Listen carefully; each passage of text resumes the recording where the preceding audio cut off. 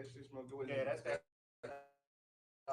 That's that new one right there, boy. What you doing? You mind if I apply, sir?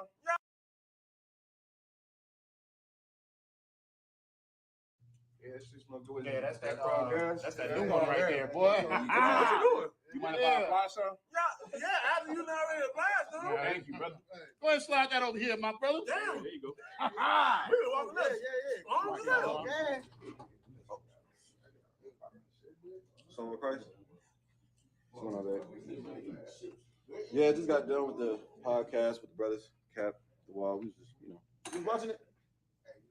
Oh, you should have watched it. Yeah. When I get there. All right. All right, for sure, man.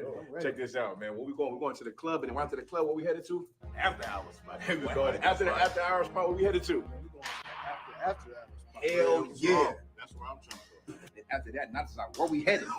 I'm telling you, Cap. Hey, listen, I just got word that after spot is about to blow up, and we can go to Denny's right afterwards. I got it. Check it. Hey. Yes, yes, and we are out tonight. We are out tonight. Yes. God damn.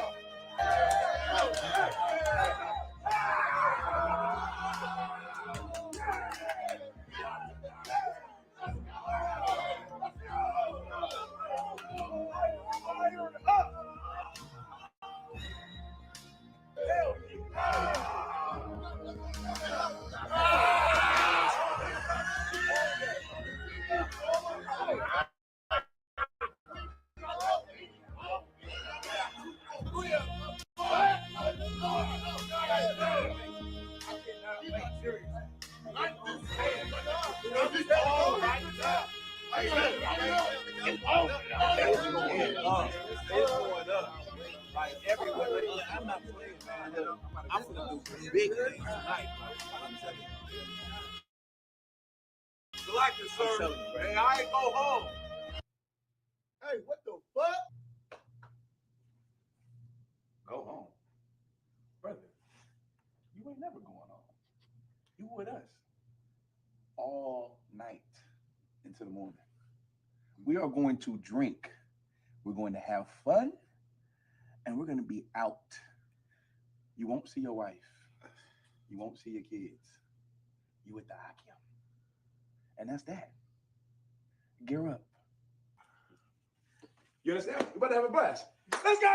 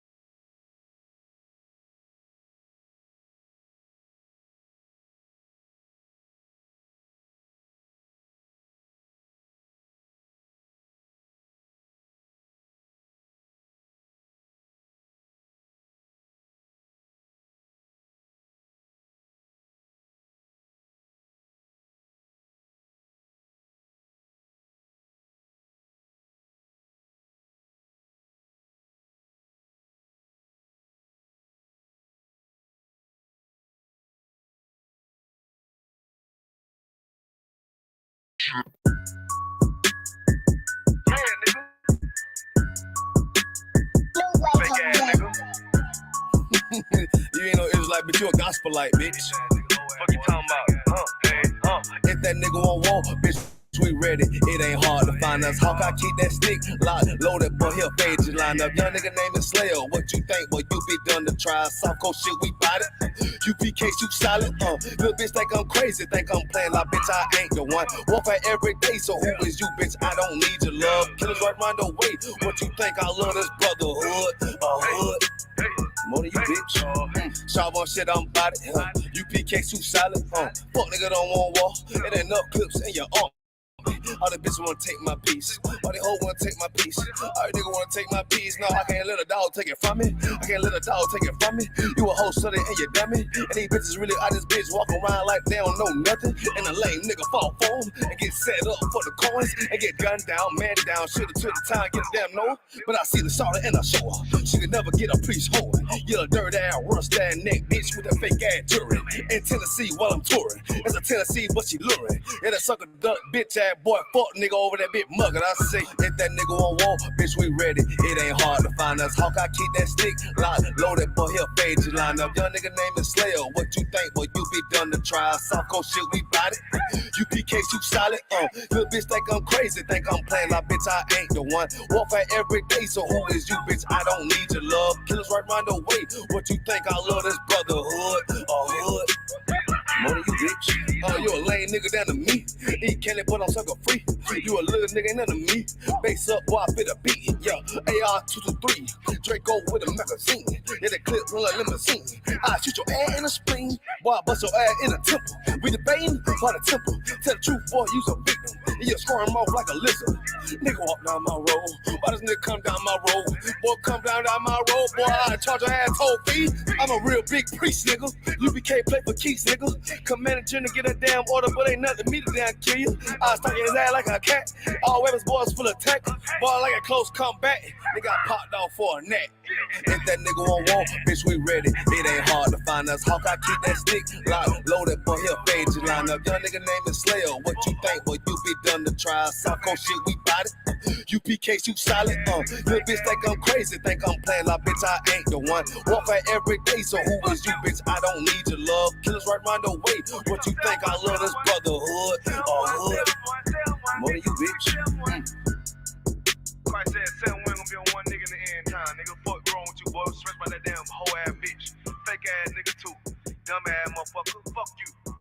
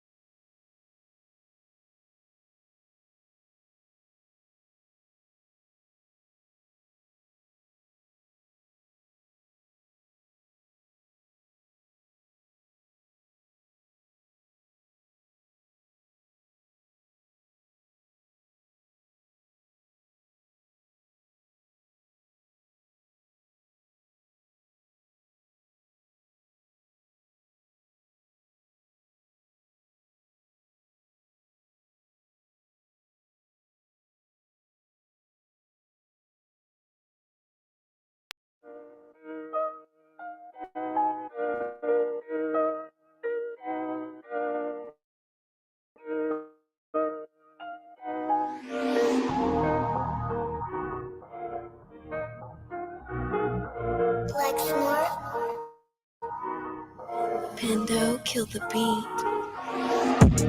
I don't know who, somebody need to hear this. Y'all speak Hebrew, that's Yiddish. How the fuck you try to label us anti-Semitic? We the Israelites, blacks, native Hispanics. The Germans get locked up for the Holocaust. Meanwhile, black people still up in the Holocaust. 100 million of us died in the transatlantic. 6 million died. Y'all want the world to never forget it. You can never be a Jew. You a Ashkenaz. This ain't a star dumb. A gun die or die. Yeah, Yeezy told the truth and got ostracized. Not one person in the Bible had on the yarmulke. We were slaves in America like we was in Egypt. Y'all don't even fit the curses in the Torah neither. Y'all was blind to the truth. I had to make it clear. How Jerusalem, your land, your people came from Europe. That was 1947. Your menorah got 9 sticks. It's really only 7. Yeah, it's us against the world, Armageddon. This what happened when you inherit lies from your ancestors. Y'all the synagogue of Satan with them black hats. Your whole nation sitting ducks, Aflacs. Bunch of thieves and culture vultures, ain't nothing kosher. To tell the truth, you vagabonds don't have a culture. Macedonia, Alexander, and Philip, you a convert, so tell me, how the fuck is you Israel? That don't make you the people just cause you live there. Why my people can't hate your people like y'all hate Hitler? All the prophets was black and was called nigga. Y'all don't even fit the description that's in the scriptures. Abraham, all the way down to Jacob, we the real Jews. Y'all don't study Christ, y'all follow the Talmud. Keep it real, yeah, let's keep it real. Cold hard truth, fear, give you chills. Say y'all Jew-ish cause y'all ain't really them. About to do them like Hammond, this the feast of Purim. U.P.K undefeated, this an easy win. We was born fighting, y'all the evil twin. Jacob took hold of his heel, then out came his little red bastard, they kosher deals. It's only 12 tribes, y'all trying to make it 13. Esau despised his birthright, the Lord cursed him. He ain't the devil who is, I'm still searching. Ask your rabbi, why he give them babies herpes? I don't know what's worse, that or you claiming that you a Maccabee. I'm about to cancel, everybody try to cancel ye. I ain't afraid to speak, this is what I do. They riding to the core, I'm just judging them by their fruit. Cause they ain't suffering curses. If I was carnal, I promise I'd punch you in person. I know this is an uncomfortable subject. They making millions off our culture and black people suffering from it. Yeah, they don't believe in Christ. They the Antichrist. Make a living off of niggas. They're a parasite. I ain't afraid to tell the truth. Niggas terrified. I'm about to go DEFCON 4. I ain't satisfied. That is proof. That is absolute proof that they know we are the real Jews. That's absolute proof. Now, you got the records. Go find me a white Jew on any archaeology in Egypt anywhere. You will never find a piece of archaeology with white people as slaves in Egypt. So don't tell me that they were slaves and it's their identity, and they know it. And I know the blasphemy of them, but they are Jews. The Lord knows the blasphemy of you so-called white people that say you are Jews and you are not Jews. You are not the people of the law. You are not God's chosen people. God's chosen people are living in the ghettos of America. God's chosen people are in poverty and depression in the streets of America. God's chosen people are walking around in America with no identity. That's where God's chosen people are.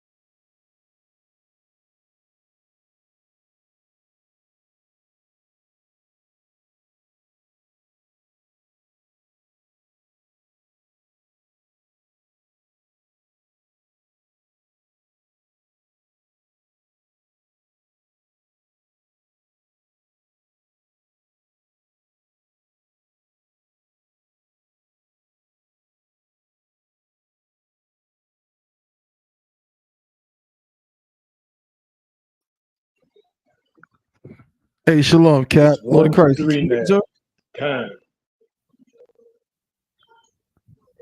Slug, sir, can you hear me? Hey, shalom, I can hear you. God, shalom, I don't want Lord of Christ. What's going on, sir? Hey, shalom, Lord Christ.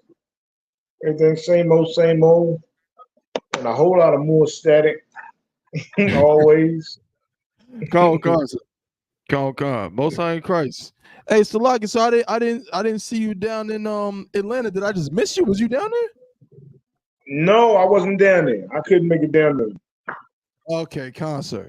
I don't want No yeah, sweat. I couldn't make it down there. Yeah. I understand. I know you always busy, so I completely get it, sir. You know what I mean? But you know what I'm saying? It would have been, of course, excellent to see you we had a great time down there in Atlanta. You know, doing what we do, UPK style. You know how it goes, out of one. But yeah, I it know, was. yeah. I saw it. Con, I wish I was you know. there. That's right. That's right. Hey, shalom, everybody.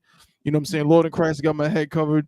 You know what I'm saying? But we out here once again, Chain Breakers Podcast, brought to you by the I.S.U.P.K, the Israelite School of Universal Practical Knowledge. Started out of 1 West 125th Street, Harlem, New York. Been teaching the truth of the Bible since 1969. You know what I'm saying? That so-called blacks, Hispanics, and so-called Native American Indians are the true Jews, the true Israelites of the Bible. You understand? And of course, on this particular show, this is one of many shows we have, you understand, where, you know, what we're trying to do on our show is break the chains of oppression off the minds of the people. You understand? The physical chains, I always say every show, we're taking off, you know, 150, 200 years ago, and our people think that they are free. That could not be further from the truth. Every single day, there's more and more and more and more evidence to show that we are still in oppression in this place. We are still enslaved in this place. So we're going to break the chains off the minds of our people, you know what I'm saying, through the spirit of Christ in the I.S.U.P.K. All right. So, of course, you know what I'm saying, can't start the show without, you know what I mean, letting y'all know what's going on. As per usual, my Ottawa have been rocking with me for, you know, a while now. You know what I'm saying? Doing what he do. The number one man you got to go to when it comes to your garments, when it comes to all of your different, you know, your TAMs, you know, anything dealing with garments, anything dealing with clothing. Captain Yagarwap is the man. My Ottawa Captain of 10,000 Yagarwap in the house. You know what I'm saying? Damn right, damn right. Of course, I'm Officer 1000 Thabwan holding it down. This show is broadcasted from North Carolina and from Oklahoma City, where Captain Yagarwap is. You understand? So my brother, Officer Yarmak, is on his way. He should be here shortly. You know, we got a little bit of weather issues out here in North Carolina right now, so that slowed him down a little bit. My brother, Officer 1000 Kowal, might be with us later as well. You know what I mean? But before we get into today's stories, I haven't been on the show in a little bit. Again, let me say the water to Captain Yagarwap, holding it down when I was in New York just the other week. The water, sir. You and Yarmak did the thing. You know what I'm saying? Yeah, make my job a lot easier knowing that I got backup. You know what I'm saying? Like the Ottawa, these brothers, you know, hold me down and you know, keep the show going. And shout out to everybody that's been tuning in. We see y'all. All the brothers and sisters that have been real consistent watching the show. I see y'all in the comments right now. Shout out to Sister Chelsea. Shalom, sis. Shout out to the Sister Nizam. Shout out to Sister Siana. Shalom, sis. Shout out to Akash Kar. Shalom, Ak. My brother, Officer 50 Akash Kar. Shout out to my brother Akal Sapar. Shout out to Sister Odesha. You know what I'm saying? See y'all tuning in. Appreciate y'all. All right. But Cap, you know what I'm saying? Before we get into, we got some interesting stories for today, of course. And again, if y'all want to, you know, if you want to come on the show and you know, say a few words, you want to call in, you want to argue with us, tell us that we simple and everything we believe is nonsense, you can do that too. You know what I mean? Just let me know in the comments section, and I'll send you the link, or I will put the link in the comments and you can just click on it and you can just come on with audio, video, whatever you want to do. You know what I'm saying? We can conduct it like that if you would like to do that. Or you can just comment in the comment section. You know what I'm saying? Say your piece. We won't bite. Pause. So, you know what I'm saying? Communicate with us. Let us know how you feel. Let us know what you think. You know what I mean? But before we get into that, Cap, was there anything you wanted to, you know what I'm saying, get into before we get into some stories today? No, we can go ahead and go into stories.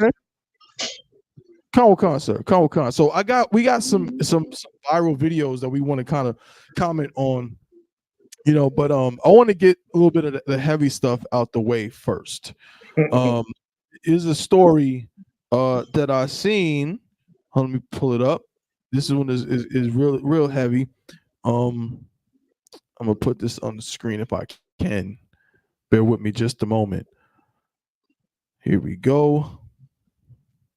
Boom. There's been a lot of stories like this lately. I might get another one.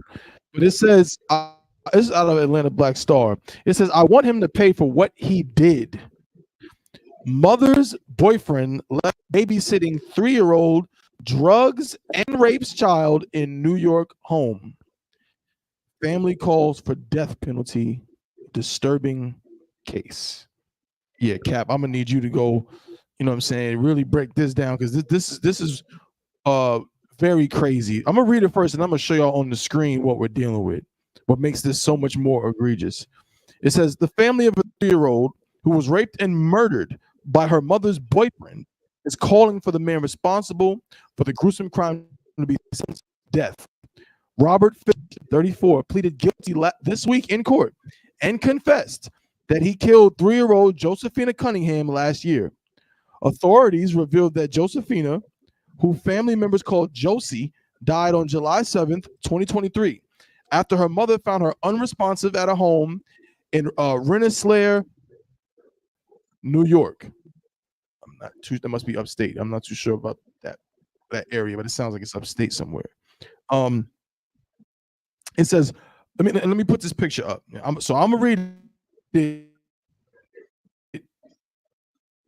and this is the picture that y'all can see this piece of garbage go in on this, because when you see it, you'll understand. I mean, bear with me. Here we go.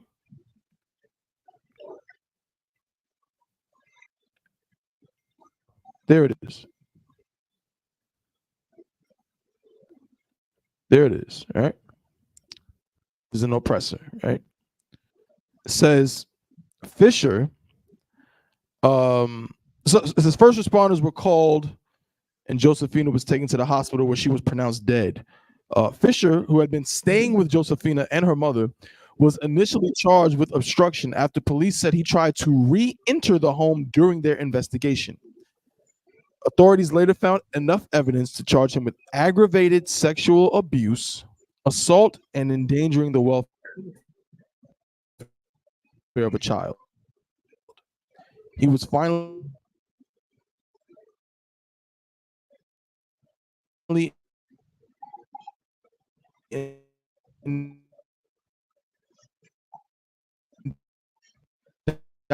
for murder and rape in late July of 8,1.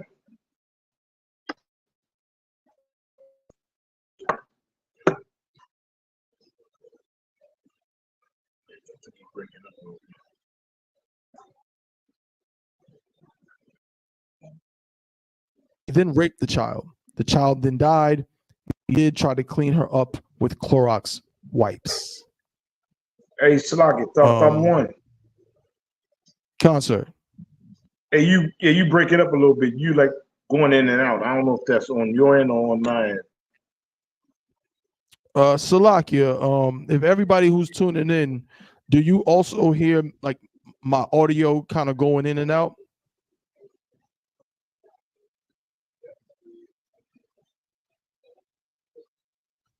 If my audio is Tawab, put a 1 in the chat. If my audio is not Tawab, put a 2.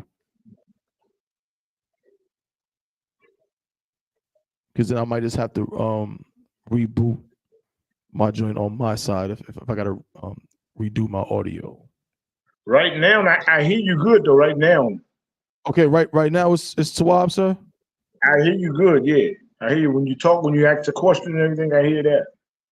Okay, yeah, a little. All right. No sweat. Okay, no sweat.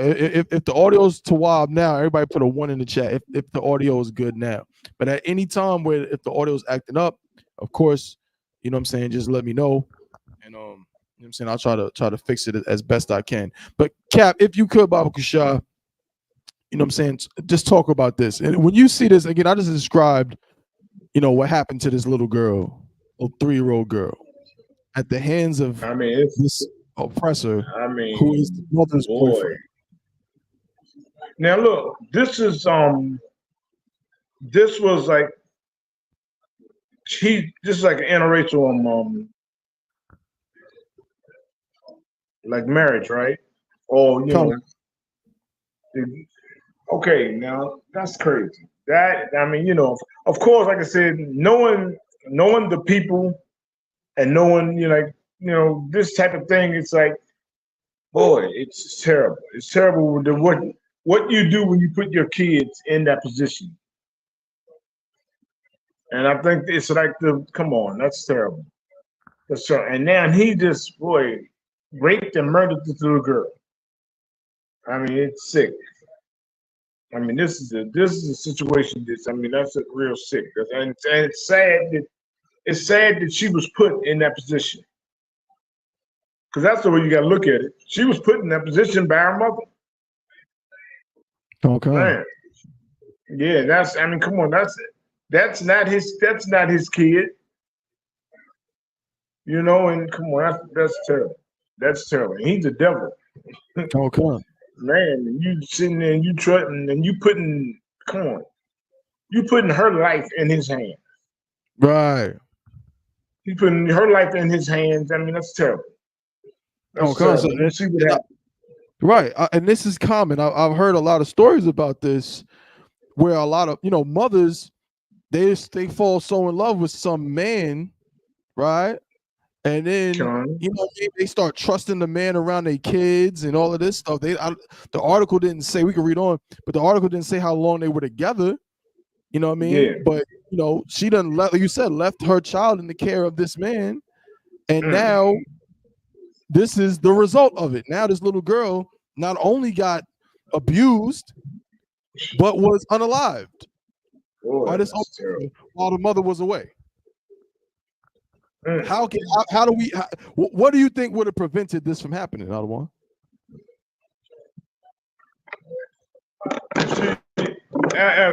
If she would have never left him there with him, but you gotta, come on, you gotta do a better job, even like people you get with. You already have a kid. You're responsible for that kid's life. That's that baby that, come on, you're responsible for whatever happens to her. And you're going to leave her there with him? Come on. With a maniac? A maniac that's going to rape and kill her? And there's no signs to tell you that, hey, I shouldn't leave my daughter with this dude.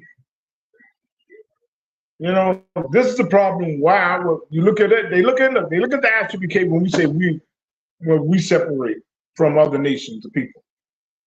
They look at us and say, oh, we're terrible and this and that. You know what I'm saying? But when you look at that, look, what is he looking at her as? What is he looking at her as? Is he looking at her as a human?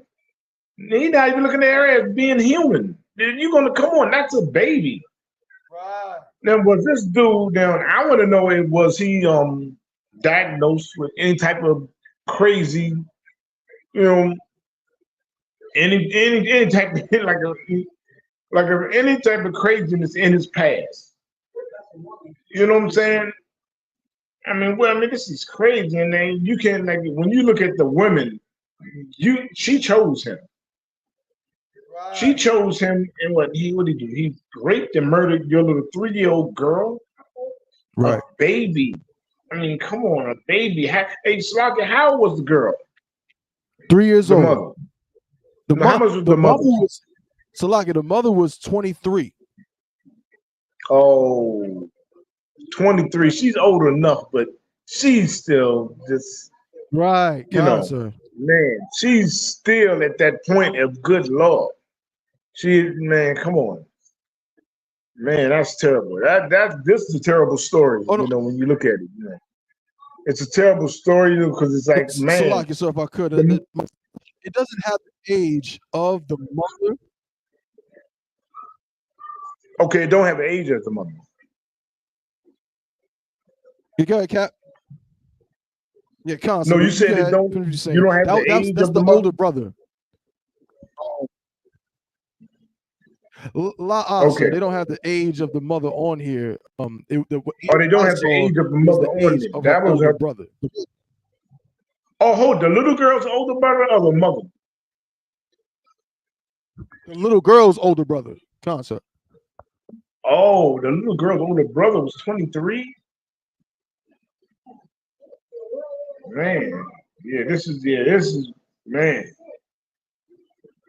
Boy. Man, but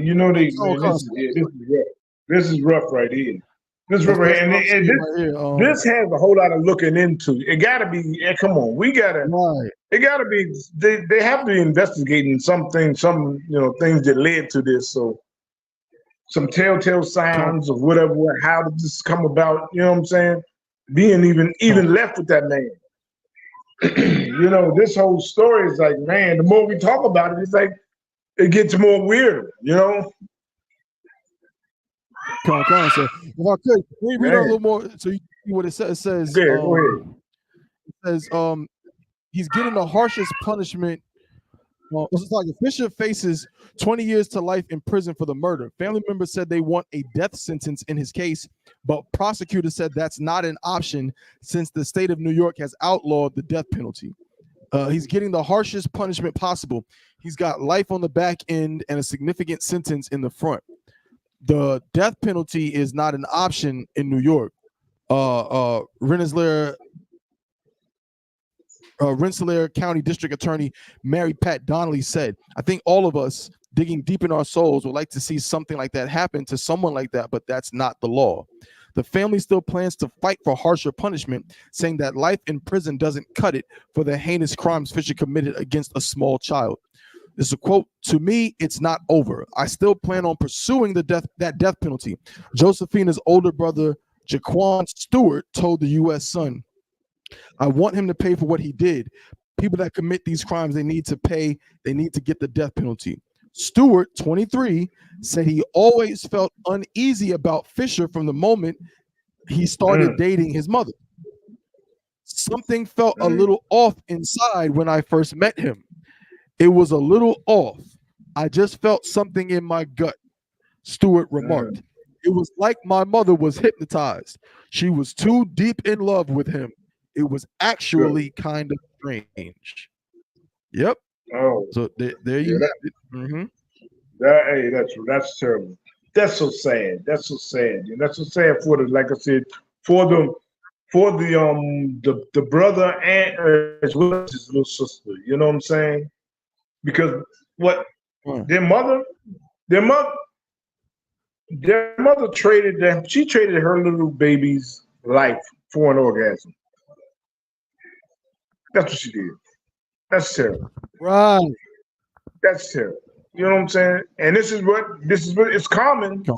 It's common in our communities. It's common in the Black and Hispanic community that we trade our kids' lives for an orgasm. Our women do. You know what I'm saying? It's terrible. And she's sitting there cooked up with a nut.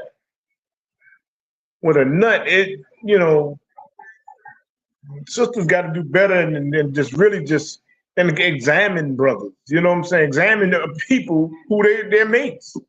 Examine their mates and see if they have any mental issues in their past. Right. But sometimes, like the brother was saying, he saw something a little off.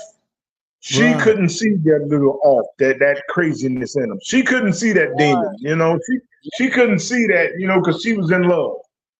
She was in love, and she was like, you know what I'm saying? She couldn't see it. That's terrible, man. That's terrible. I feel so bad for the little sister, and the brother, the people that had the family of the little sister. The people got to look at that.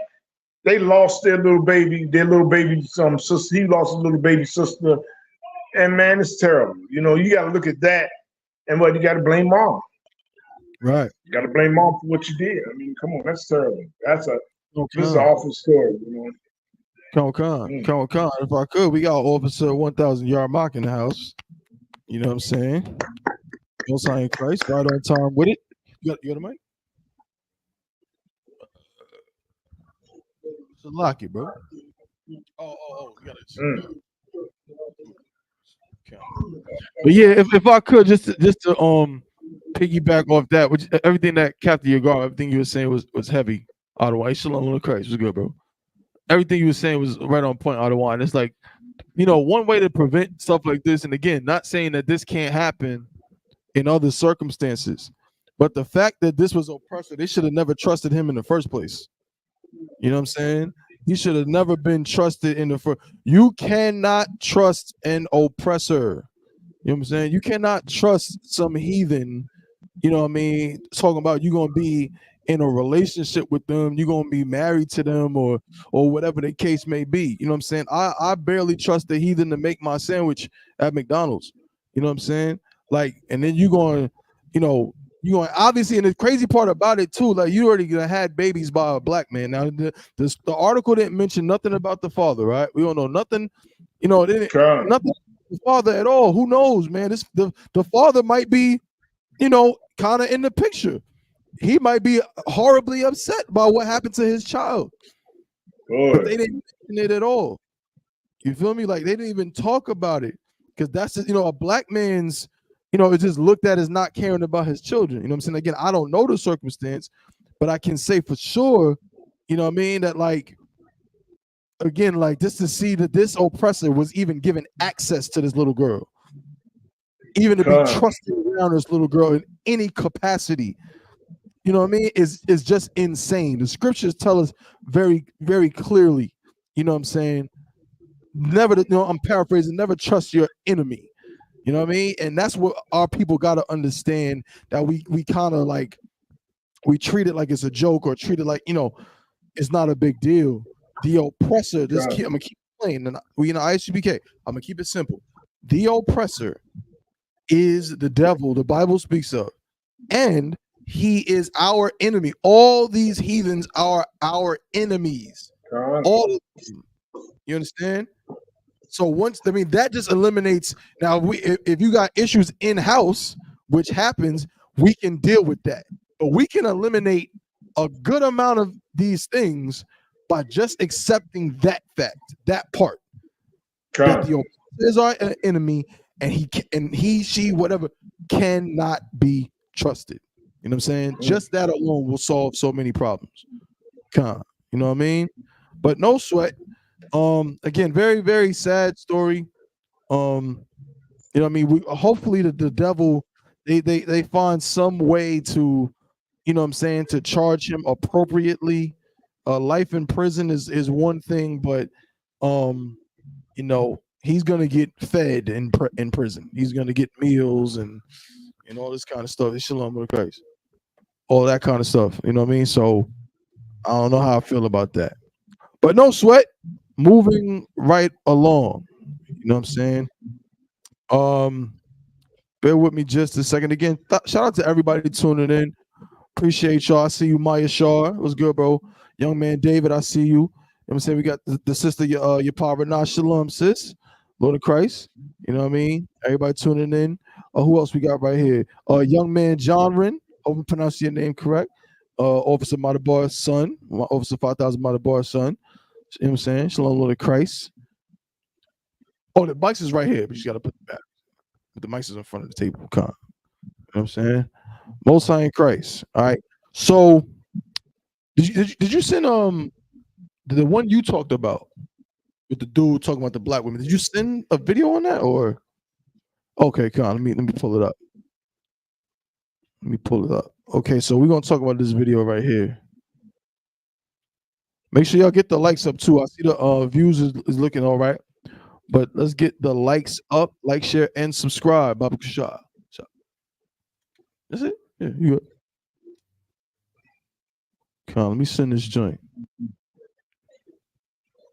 Oh no. Oh, when you send it, this ain't the one, is it? I sent the screenshot, like a screen recording. In the Chainburgers? I don't see it. This is from June.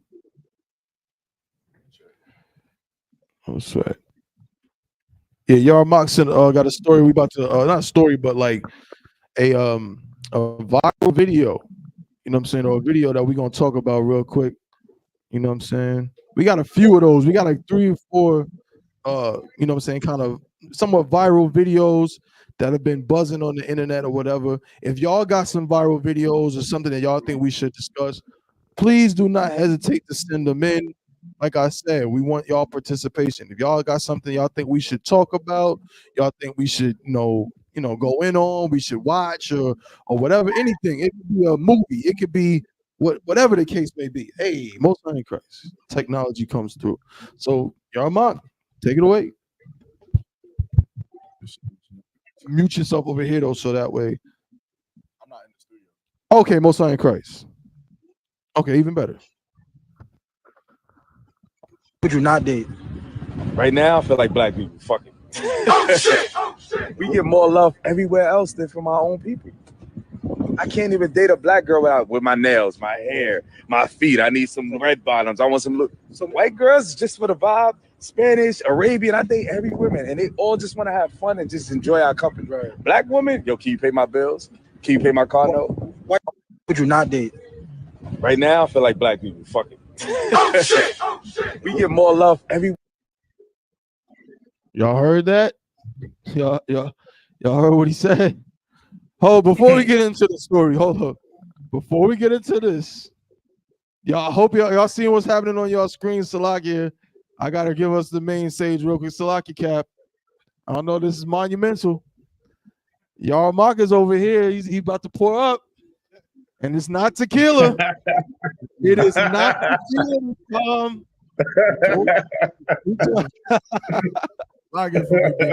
All good. I was 100% expecting a mock Yarmak to be in the seat when I got here. You understand? But I guess he was out. Where's Mahayar? Mahayar said he was coming. Yeah, he's probably asleep. But Salaki for me being late. But yeah, you're right. You heard it right. We're gonna get up on this Elijah Craig. Yeah. Right. And the only reason I got it is because Tabawan, he mentioned it. And then when I went to ABC store, the white dude at the register or whatnot, he was like, man, yeah, that Elijah Craig is pretty too wild. So we're gonna try it. We're gonna try it real quick, and we're gonna get into the story. All right. So here we go. Obviously, y'all, this is the first time he not having tequila his whole life. He has never drank anything but tequila before, and today is the day. All right. So Laya Shala. Let's see what we got.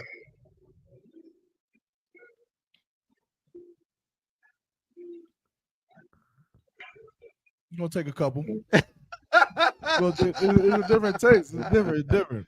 No sweat. It's cool though. It's cool, but it's cool. But you gotta. I gotta get into it. I don't know. I'm kind of tasting that bullshit you be drinking. What you mean? I'm tasting that. Don't you be drinking LaFrog? I love LaFrog. You see what I'm this saying? Has nothing to do. You with see LaFrog, this? This has nothing to. This is nowhere near LaFrog. I didn't say it was near LaFrog. Okay. So what I'm saying is, you know, you want me to be honest? Yeah. If this bottle, I know how much this bottle costs. Mm-hmm. If this bottle costs double, you wouldn't be saying that. Why not? You wouldn't be saying that. Why not? Because LaFrog is disgusting. No. Look, LaFrog has a peculiar taste. And I've acquired the taste of LaFrog by drinking it a lot because it was expensive. No, partially because of brainwashing. Yes, that's what I'm saying. But it doesn't matter. This is more like you get brainwashed with this. No, bro, no. This is more like I could taste like fruit in it. I don't know, like it's fruit. Yeah, bro. Hey, it look. tastes almost like that bullshit Evan Williams. Don't see. We're gonna continue with the story. Put the story back on the screen, bro. Don't run, bro, because you be drinking Evan Williams. Yes, I can taste it. The only thing this has in common with Evan Williams. Don't say the color. No. Okay. The only thing this has in common with Evan Williams is that they are technically type of liquor. Yeah. They're both Kentucky bourbon. And I can taste it, bro. They're both Kentucky bourbon. That's it. But this ain't no. Come on, bro. This is not Evan. Ooh wee, brother. Give it a tequila. Give it a tequila back. Damn. We ain't got no tequila, bro. This is what we on today. I need some Coca-Cola or something. This is what is this? This is proof. 7% alcohol by volume. This is the good stuff. This is puts hair on your chest. You know what I mean? This might be a little bit too mature for some brothers. Y'all would like something, y'all can just get a cup. Come on, yeah. No, I'm joking. Y'all good. Just no sweat though. No sweat. Coca-Cola whenever you get a chance. Most High in Christ. All right, so y'all seen that little clip we just played, right? The brother was asked a question. The question was, let's play that. Can you play that? Just that first part again. The question he was asked. If kind you of could. cut out, but the question was simply, like, what race would you not date? Like, what race is the worst race to date? Ah, okay, gotcha. Would you not date? Right now, I feel like black people. Fuck it. Oh shit! Here we go. Right, of all the races that he's saying he would not date. He said the answer is black people. F them. This is coming from a seemingly black man. Mm-hmm. He said that of all the races, he ain't with the black people. He ain't down with it. He ain't dating no black women. I'm assuming he said people, which is kind of weird, but I'm assuming he's a straight man and he's talking about not dating black women. And then he goes on to say, could you just play that one more time and let's get into it? What was his reasoning? Would you not date? Right now, I feel like black people. Fuck it. Oh shit! Oh shit! We get more love everywhere else than from our own people. I can't even date a black girl with my nails, my hair, my feet. I need some red bottoms. I want some white girls just for the vibe. Spanish, Arabian. I date every woman, and they all just want to have fun and just enjoy our company. Right. Black woman, yo, can you pay my bills? Can you pay my car note? Would you not date? All right, let's get into it. Y'all about it was you. Kevin, you had something, so did you want to expound first on what you see Yeah, here? let me drop a little bit on that brother. You know what I'm saying? The brother, so I mean, he's a homeborn slave. The brother he's a homeborn slave to come with that type of reply about his people. He's just a damn homeborn slave, you know what I'm saying? And we are so destroyed as a people, you know what I'm saying? And what he said about the black woman, some of the nails and stuff like that, that is remnants of being a slave.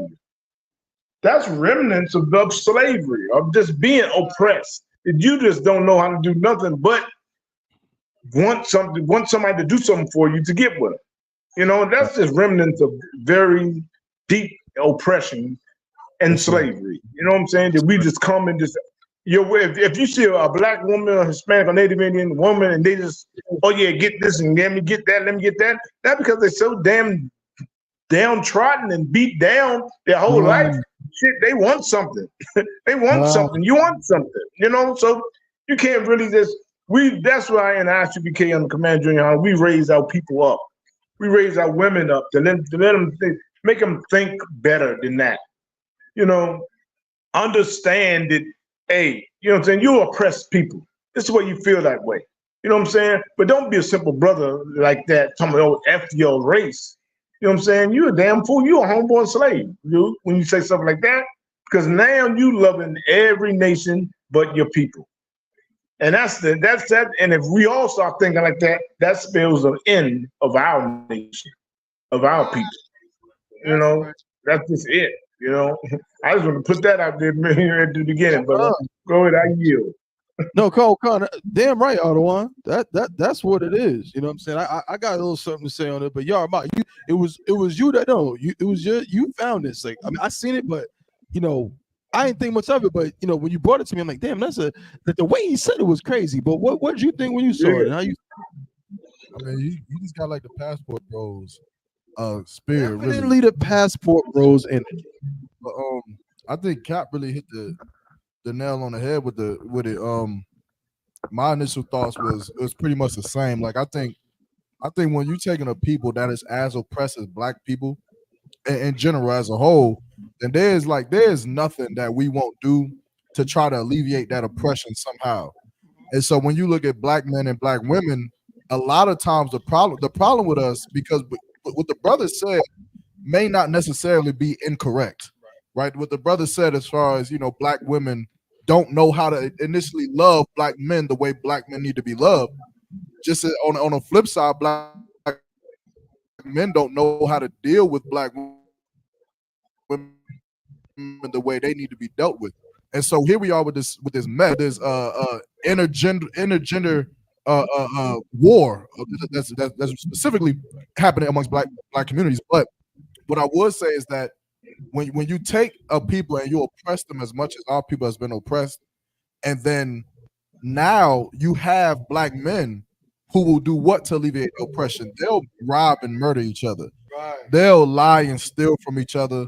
They'll dive into their wickedness so that they can alleviate some of their oppression. There is like what the women do, what he mentioned is no different than when a man goes out and sells drugs. I've never met a drug dealer that said he's selling drugs to destroy his people. He's selling drugs so that he can get someone's grandmama hooked so that she can sell the babies off and put them in the system and things like. I've never heard that. But when a brother explains why he sells drugs, it's usually why. Because he has to support his family. Because his family is starving, he has to eat. Well, now, why does a woman say that she need her nails done and she need her hair did and she want her bills taken care of? She's diving into her wickedness to alleviate that same oppression because she is black in America. It's the same as brothers are black in America. Now, the problem is this. What we have to learn is to not allow the oppression that's being put on all of us to make us turn against each other, to make us fight against one another. Because then not only are we going to be both oppressed by our oppressor, but now you'll find a system in which black men are oppressing black women and black women are in return oppressing black men. And now none of us is going to strive. None of us is going to grow. And we'll just dive deeper and deeper into our wickedness. We'll become more drug dealers. Our women will become more flamboyant, more whores, more adulterers, more of this, more of that, because that's what we see is working. And here's the totality of it all. Sure. The more and more you see the light at the end of that wicked tunnel, you have to understand that at the end of it, there is some white man who was clapping his hands because he put you in that race. That's right. He put you in it, and you're trying to run fast to win it. But now we just got to get out of the race. That's you right. understand? And that's it. Damn right. Well said, bro. If I could piggyback on what you just said, which was so heavy, right? Don't let it go over your head, right? But number one, as far as that brother goes, let me just tell you this. That nigga's lying, all right? And the reason why I say that is because all that stuff, that myth that white women and Asian women and all these other heathens treat us so good and so deliciously and they just love the vibes is a goddamn lie. That is not true. That is not true. They do not just want to enjoy the vibes or none of that. All right. The only time they might want to enjoy the vibes at first when they just, they so excited because they with a black man and you know what I'm saying? They young and you know what I mean? It's kind of like what's the word? Like rebellious. You know what I'm saying? Like, their parents tell them not to do that. And so now they got opportunity to do it. It's all fun because it's rebellion and they dealing with a black man and all the, you know what I mean, all that fetishization stuff because they hear that black men have sex the best and all of this. So they want to know what that's about. Yeah, it might feel like that at that time. But once all that goes away and you ever try to actually deal with one of them, trust me, it is not better than dealing with a sister. Ask Tiger Woods. That man got his own golf club upside his own head and then had to give her millions of dollars after damn near getting murdered by her. You understand? But I thought that white women weren't gold diggers. I thought white women weren't money hungry. That's a lie, okay? All these other heathens, they do the same things. They have the same biases. They have the same nasty ways and so on. And I'm not going to say that there's not no black women that have those ways, but guess what? At the end of the day, at least she's black. At least she's Hispanic. At least she's Native American Indian. At least she can identify with your struggle, which leads me to my second and last point, which is this, is at the end of the day, the only reason why this is the issue is because as my brother Officer YAHANNA said, and as Captain Yagawa said, the reality is we're just so damn oppressed and taught to hate ourselves so much, we just become selfish in this place. And Salakia Thaba, please. Salakia Thaba, don't the dummy the dummy need to understand that our women learned that from the white woman. That's right. They learned their way from the white woman, you big dummy. Come on, man. Salakia. That's right. Oh God, no, you're absolutely right. So they learned that from the oppressor. Like the reality is that listen, people think that all these other heathens, y'all love them so much. Do you understand that an Asian man would rather marry a dog than marry a black woman? You understand? God. Like, ain't no Asian man, no Chinese man trying to marry no, but he would rather marry a seagull than to be caught with Shaniqua. You understand? Exactly. Than to be caught with Takesha. Are you crazy? It's just that we again have been so downtrodden and so oppressed that we look to other nations like we always did. We look to other nations as they're the best. They're awesome. I want some of their culture. I want some of that Starbucks and that Panera bread. I want some of that what they got over there. Meanwhile, if you really look at it, it's their culture is trash. It's garbage. You understand? We need to have some pride is what we need to have. I'm going to land my plane on this. We have pride in the I.S.U.P.K. on the Commander General YAHANNA. It's a thing called pride and integrity. I'm not going to sit up here and tell you that there's never been a white woman on planet Earth who is attractive. I ain't going to tell you that there's never been a heathen woman that's a decent looking woman. But guess what? I wouldn't touch her with a 10-foot pole over the lowest black crackhead in America. Over the lowest Hispanic or Native American Indian crackhead, because I got a thing called pride. I got pride for my race, pride for my culture, which tells me that what we got over here is better than all of them. Period. Yeah, I'm admitting my bias. I'm biased, straight up. All the other nations have bias. That's why they grow. That's why China is a superpower. That's why the oppressor, you know what I'm saying, has all the great things that he has, all the resources that he has, the government he has, the national pride he has, because he has pride. We're the only ones that don't have enough pride to just be like, I don't give a damn how horrible a black woman is, she's mine. We need a little bit of that. Yeah, that's what this brother needs. Salakia. Racist, bro. You know what? I think you might have a point, bro. You racist bastard. You might be on to something. I never examined that. We don't have space for that here. I think we have a lot of space in that in the No, pause. no, God is all love, brother. What do you mean? God, Jesus is about love. And you bringing that hate, you racist, anti-Semitic, bastard. Damn, you got me. We gonna count you. You got me. You know what I'm saying? But yeah, brothers like this make me sick. Them passport bros make me sick, bro.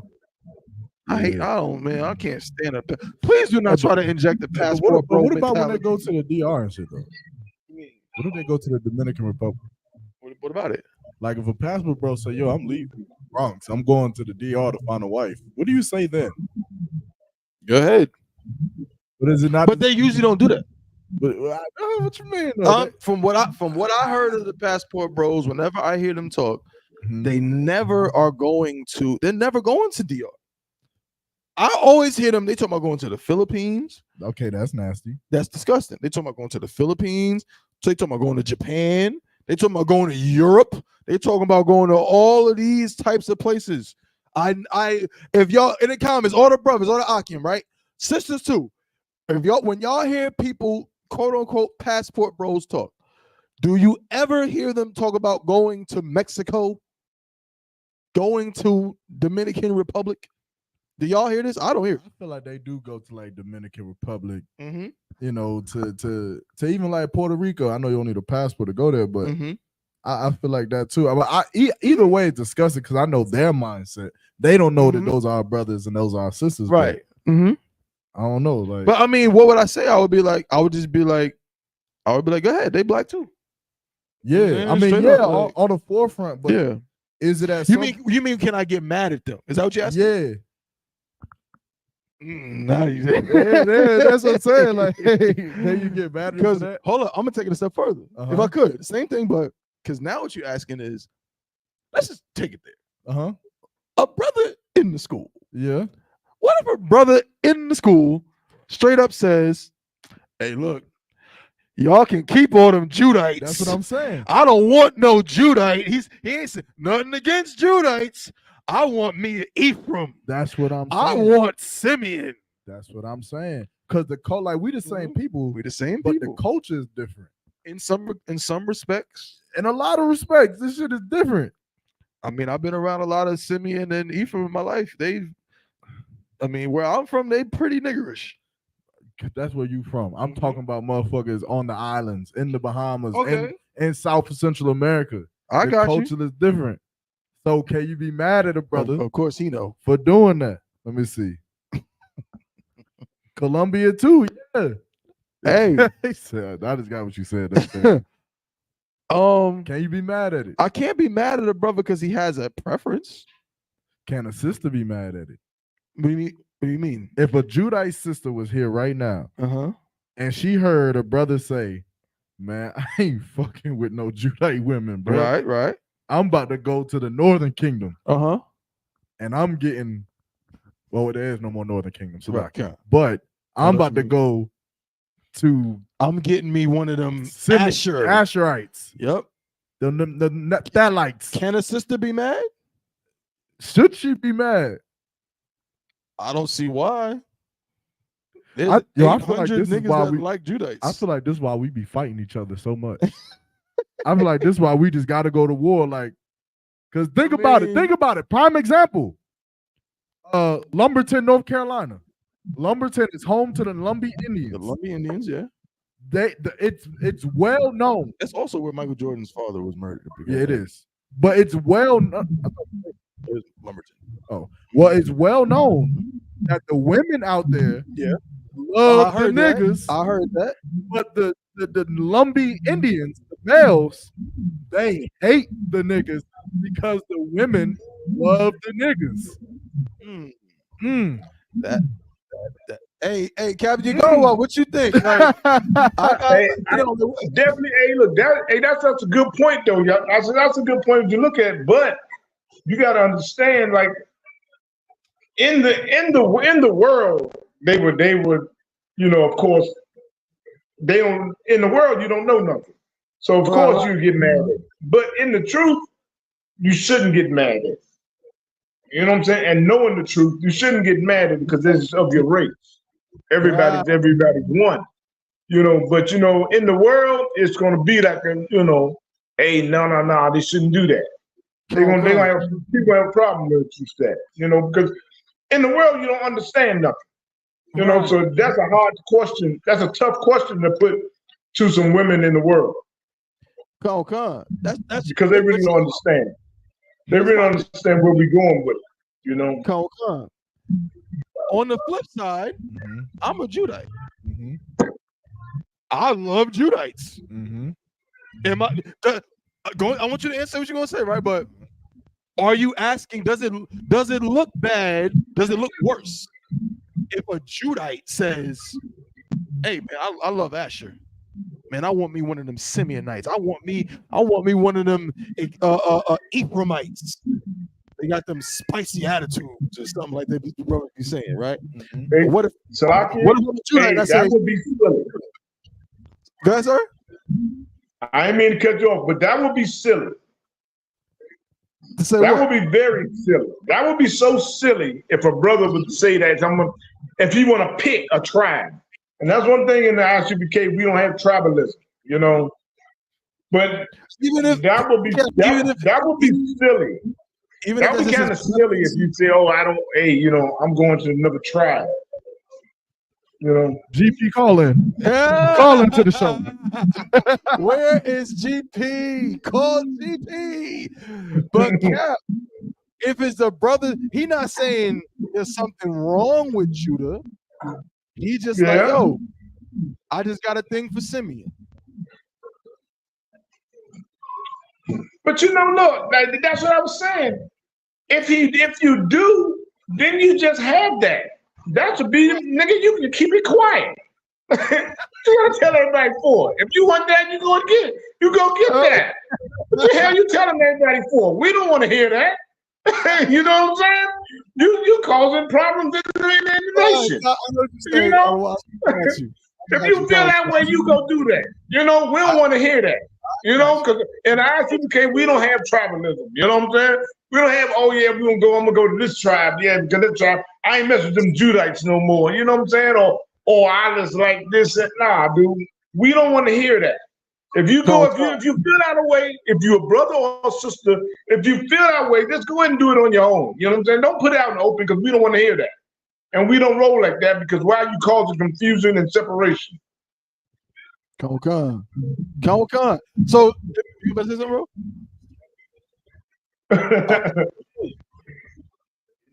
For sure, come. It's like if y'all want to say something, y'all can say. Yeah, like, come on, speak, yeah. Because I know you commented, but Yeah, you in the please. building now. Like you can talk. Yeah. You said nah, lie. Nah, y'all good, bro. You good. Hey, you can say something as well if you want. Yeah, hold on, go ahead. We got Officer 5001 in the house. Nah, Damn right. Yep. You know what I'm saying? All right. Officer 51 in the house, newly raised Officer Most High in Christ, came through with the glorious crown. Goddamn.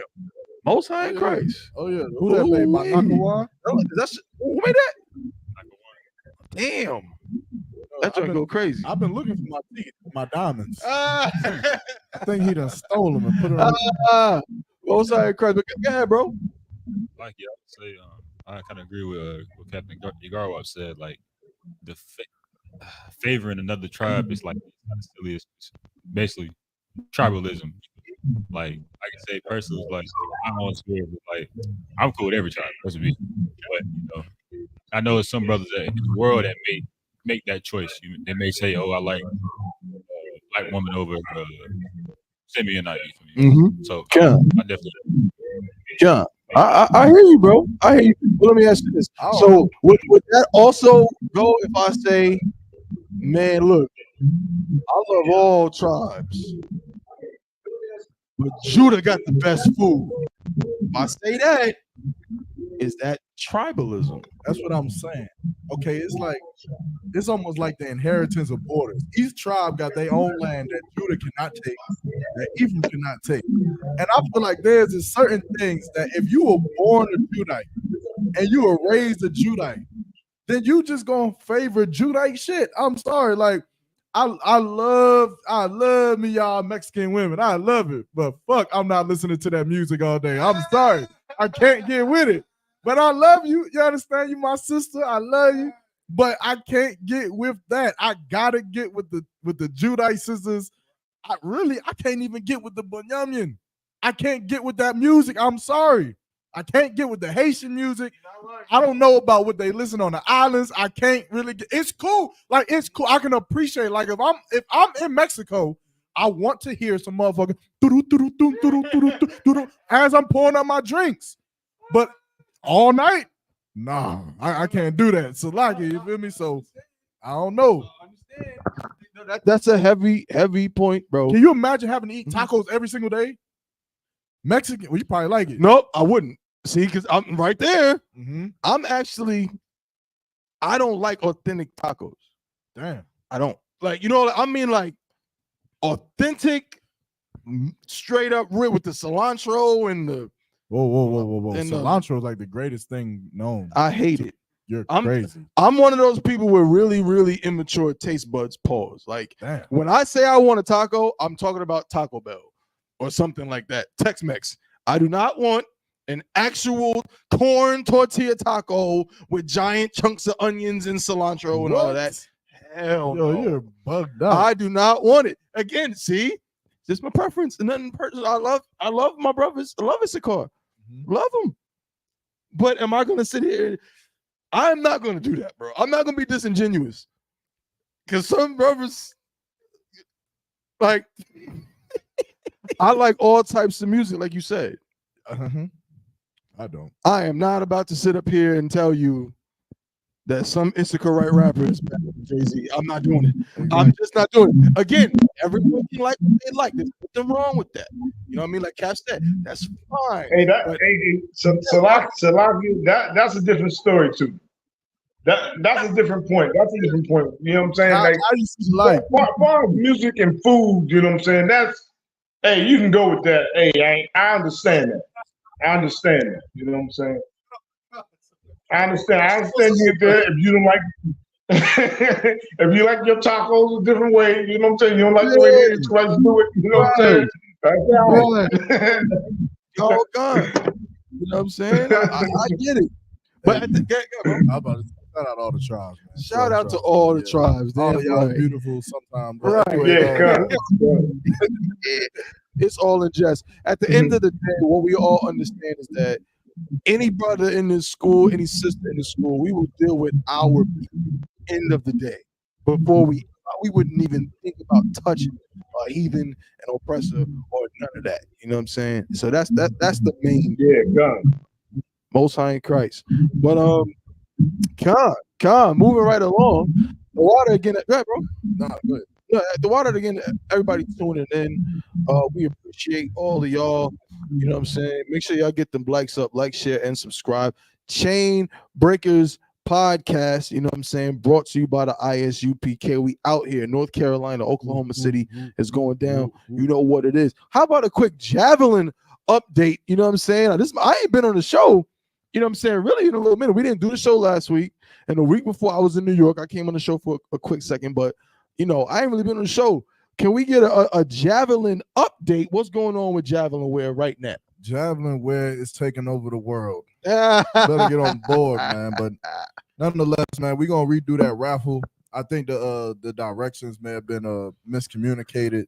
So you know, shout out Yarmaya. I seen your text, Yarmaya, but you know, with the raffle, you gotta post a picture. Like you gotta post a whole new picture with the javelin fit and tag javelin wear. Like you can't go to an old pic that you already posted and then tag me in the comment, because it ain't gonna work the same. You gotta post a brand new picture, tag javelin wear.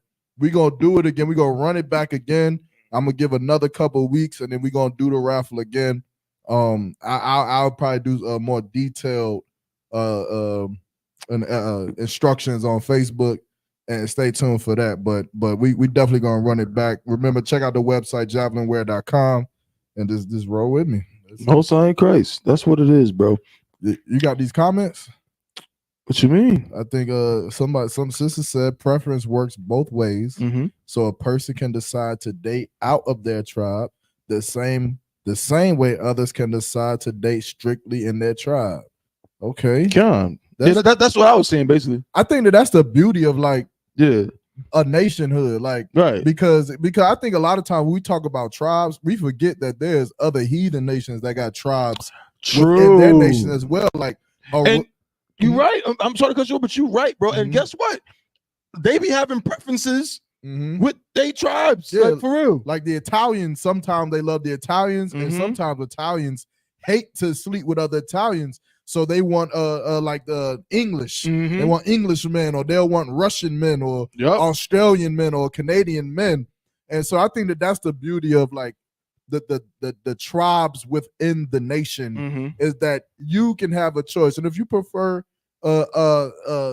Manassites over Gadites for whatever reason, again, I don't like to get into that, man, because I could say I prefer Judites all day, but then here come a badass Simeonite that changed my whole mind about life itself. So you know, whatever comes my way, we'll deal with it then and that. Right.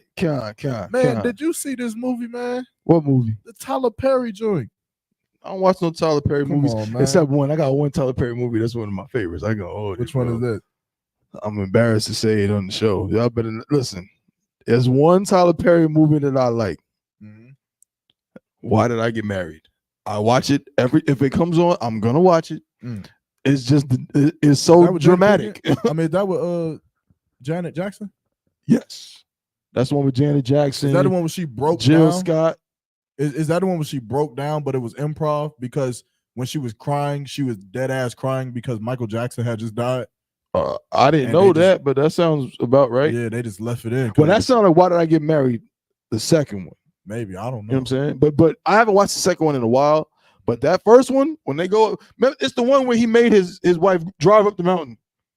The one I'm thinking about is when they was on the beach on vacation. That's the second one. That's the sequel. Right. But yeah, but that one is the only Tyler Perry movie that I like.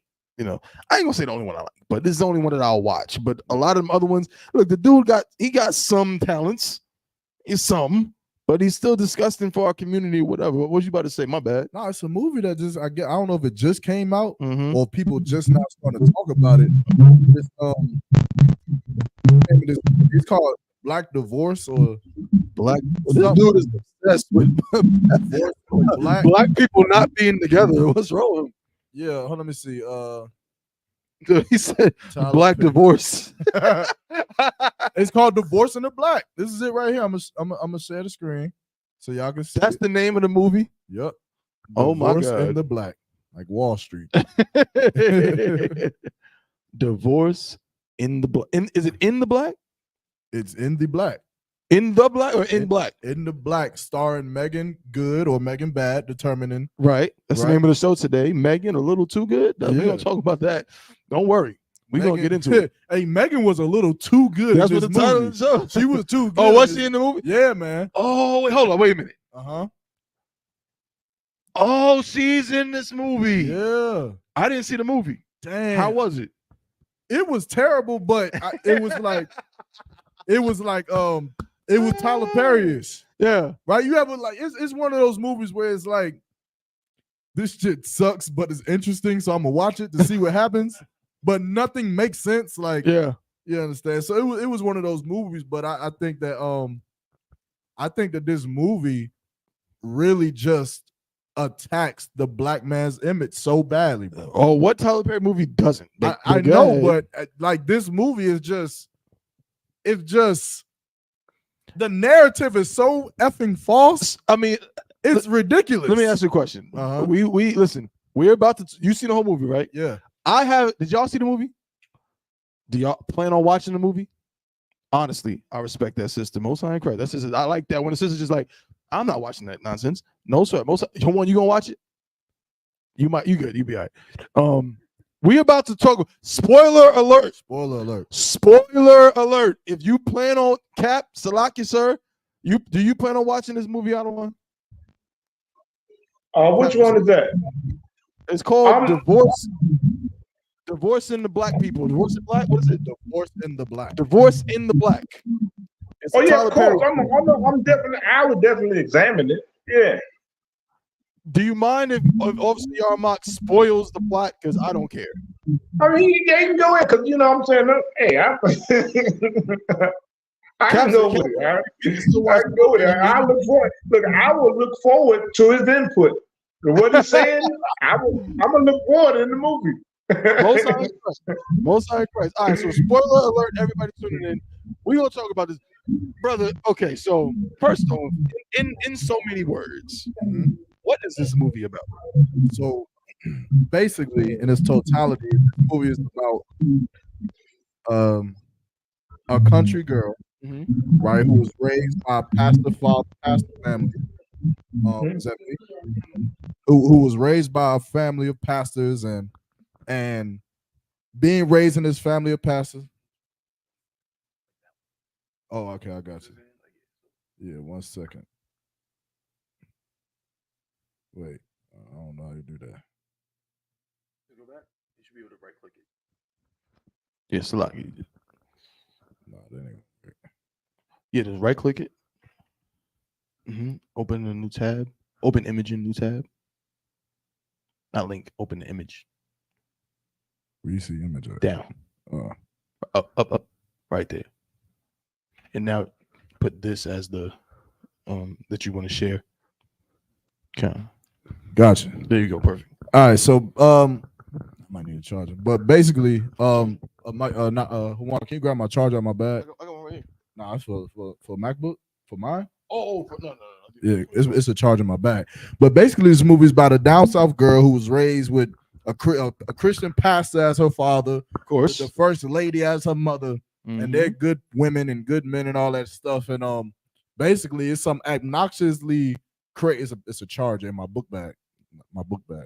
It's some crazy scene where like the brother who she's married to, his family is like terrorizing the neighborhood. Right in the beginning scene, the pastor starts to speak, and they're holding a funeral for one of his brothers. His other brothers, his mother is in the church. They're listening to the sermon, and as he's preaching, he's starting to preach about the poor man and the rich man, Lazarus. And he's pretty much saying that the brother who is dead is Lazarus. I mean, not Lazarus, is the rich man who was burning in hell. And so the mother stands up and basically screams out like, "Are you saying that my son is in hell?" And he's basically, the pastor's like, "Yeah, and all your children's gonna go to hell for terrorizing the city." And so, long story short, they pull the body out the casket and takes the body outside of it. This is why I'm saying this Tyler is like dumb, but it's like, what the hell? So the gist of the story is that the daughter of the pastor is married to one of these brothers, and she does everything. She's like a manager of a bank. He's like a low down, dirty country nobody who has a drinking problem, who is physically and verbally abusive, who was just a terrible, terrible person, one of the worst people you can ever find.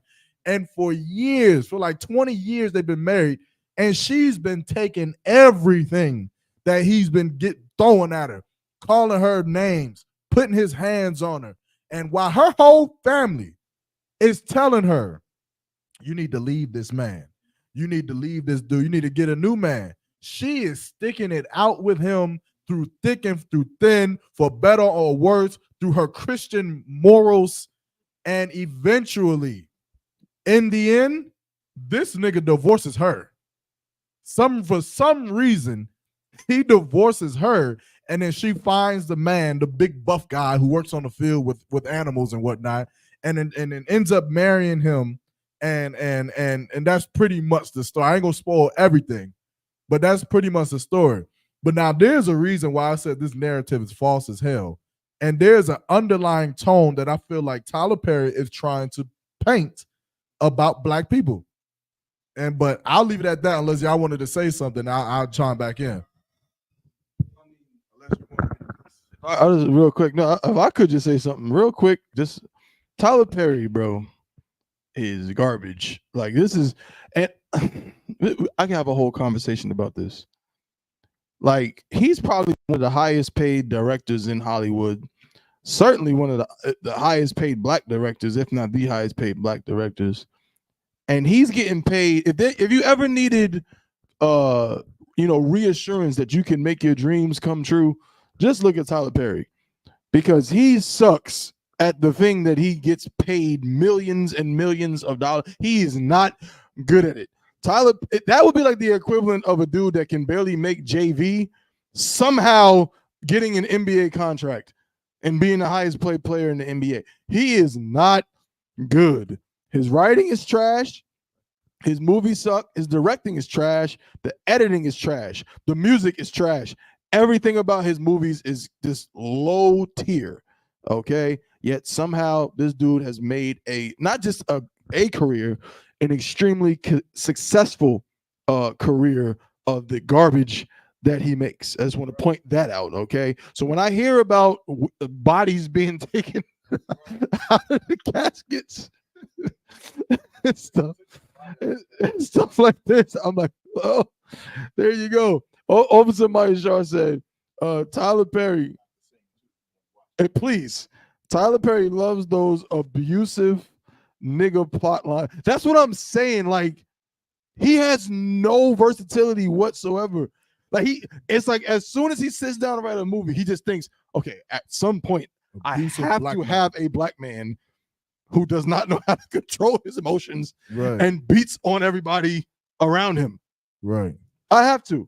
It's insane. But obviously Yarmak is gonna unfortunately burden us with a scene from this film. This is a good scene to just get, the gist of what's pretty much taking place. Let's see what we got. So like I'll full screen. We actually used to come here all the time, right, Thomas? I should do. This is a trailer, I believe. You don't hear her talking to you. You better get your wife, man. Ain't nobody got to get me. That's just order. I just want to have a nice night. I don't know how you do it, Ava. I see she tells you everything, huh? Alice. You know what? I can't do this. And what y'all looking at? No rush for the weekend. You are home now, and you are safe. No light in the dark. I tried everything. No peace to be found. You have taught me since I was a little girl to be a good wife. You think Stop! That boy put his hands on you! But what happens when that's not enough? Sometimes we hold on to the things that God himself wants us to let go of. I didn't realize how deep in the red I was. When this divorce is over, I want to be in the black. Girl, you got that man out of your house? Now we need to celebrate, get you a new man. I am not even thinking about that. Honestly, I never liked the way he treated you. I always thought you were too good for him.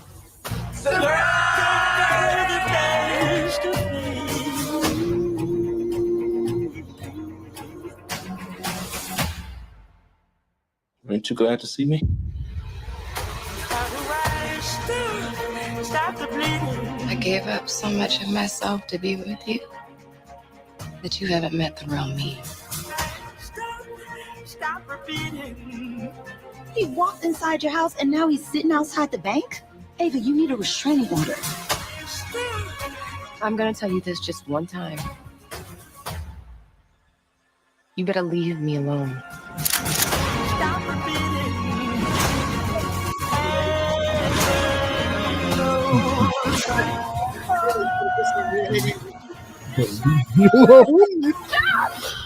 Careful pushing a good woman too far. No rest for the weak. Yo, there was actually a scene in here where like the dad got shot, and when he gets out the hospital, he's in a wheelchair. He's like, "Man, take me out this thing. I can walk," but he got shot in his leg. But I swear I feel like they forgot that he got shot right in his leg. Go one. This thing on? Like it. Why that whole trailer look like a Lifetime movie? It's trash. It's all trash. It's absolute garbage. And that's another thing with bad writing, right? Like bad writing in films. It's like, I don't know if y'all have ever just been alive in real life, but in real life, people don't talk like this. Like in a Tyler Perry movie, the bad guy is always like his face gotta always be like, and every time somebody say something, he gotta say something nasty. He never can say something nice and show that he's like nuanced, like, oh, like, yeah, he's still a human, but he has some demons. It's always like, babe, you want the shrimp? I told you I don't want no damn shrimp. Cigarette ashtray, bitch. What? Like nobody talks like this. But there's something they're trying to push. I'm telling you, right? They're trying. You know what this movie does to black women? What? Yo, and this is so sad. What's up? Because black women are going to align themselves with Meagan Good. The only problem is this: your husband just plays the game too much, and you're gonna align yourself with Meagan Good and feel like my husband is so abusive, he's so abrasive, because your emotions is gonna align with her. Like, you know how many women is going to cry about Meagan Good in this movie, in this fake show? No woman is going through this. If you watch the movie, they took the nigga out the casket. Raise your hand if you know a woman who their brother got taken out the casket by her brothers during the funeral.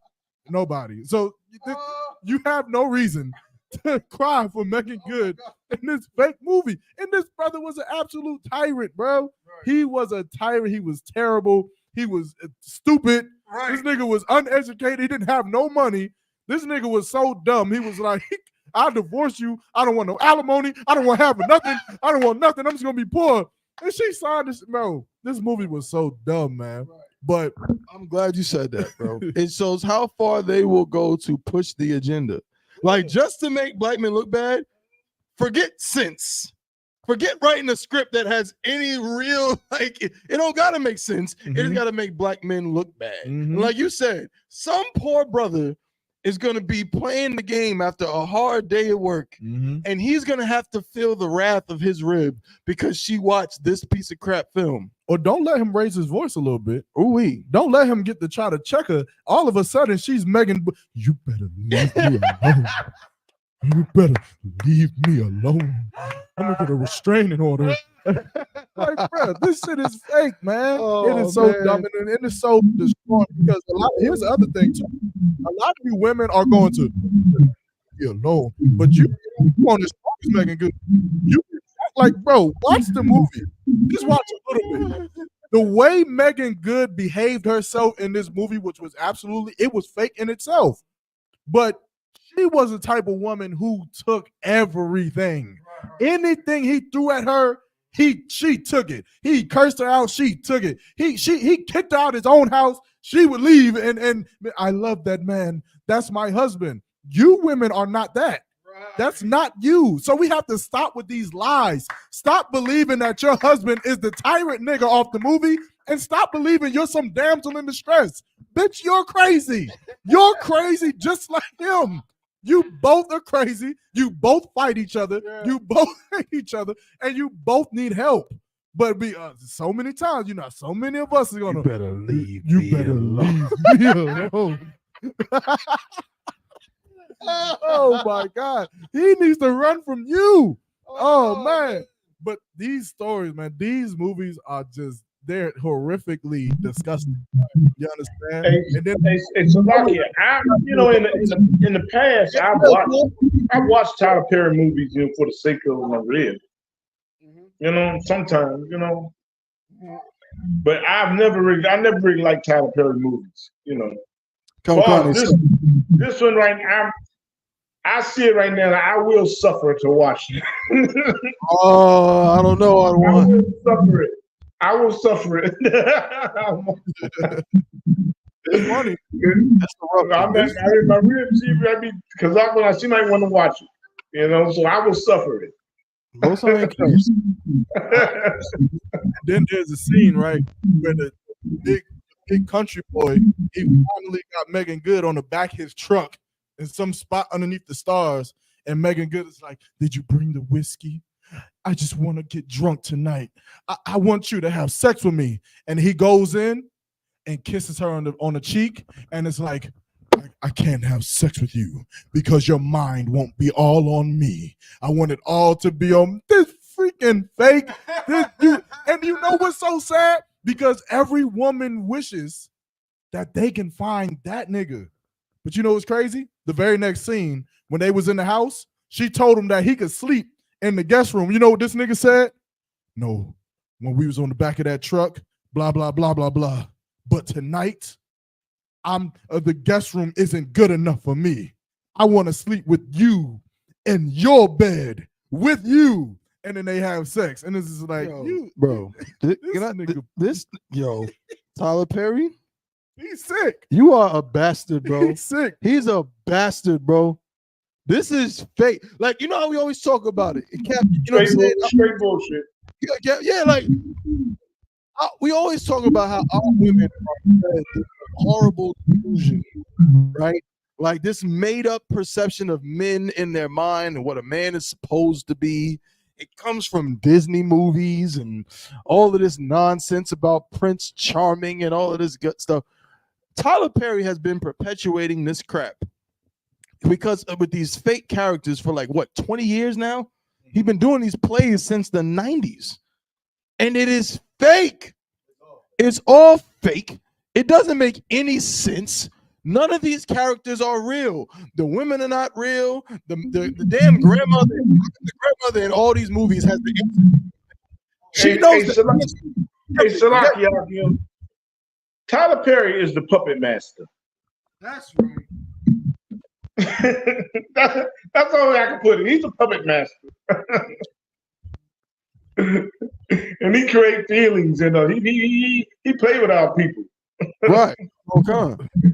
Damn right. Yeah. Like, see, bro. I'm telling you, I'm just glad my rib does not. No offense. You watch movies. There's nothing wrong with it. You know what I'm saying? There's nothing wrong with getting a good laugh. Just, be realistic about what you're watching. Understand what you're watching. This is not reality. It's not real life. It says Officer Mayashar said, so we got a few comments. Let me read some of these comments. Salakia. Mayashar said, "No, this nigga had to be pure evil." Right? Like every character, even in Why Did I Get Married? The dude, his wife, he made her drive. They were supposed to get on the plane together, but she couldn't get on the plane, right? Because of her size. Then he's like, "Well, I guess you're gonna have to drive." Makes her drive up a mountain. She's still madly in love, right? Like you said in this movie. It's like no matter what he does, that's my husband. I have to love. Brother, where is this magical black woman that just loves a nigga no matter what? I don't know, because I've never seen this. I curse too loud from playing the video game. My wife hate me. Right. Hate my guts. So I don't know. I've never seen this magical unicorn of a black woman that you yell at her, B word, do this. Yes, sir. I'll do it. I've been trying for years to get a kind out of one kind. Ain't never got that. So please, Tyler It Perry, is fake. show me. Where and the kind out of one kind bitches in these movies are always kind out of one kind and the most terrible poor niggas. Right. This nigga is poor. He's terrible. He's abusive, and she's just kind out of one kind, my lord. Punch me again, my lord. What? It's so fake, bro. And then with the dude that always comes after, bro. Now, and I'm not saying that the brother wasn't a bad dude or whatnot. Obviously, it's fake. Yeah. But I think women generally, even just on an everyday basis, I feel like they get so appeased by the way other men treat them, or what they think other men treat them, that they get so drunk. Like I'm about to go on the tangent a little bit. Go ahead. But a lot of times people think that the only way to get drunk is off of drinking liquor. You can get drunk in money.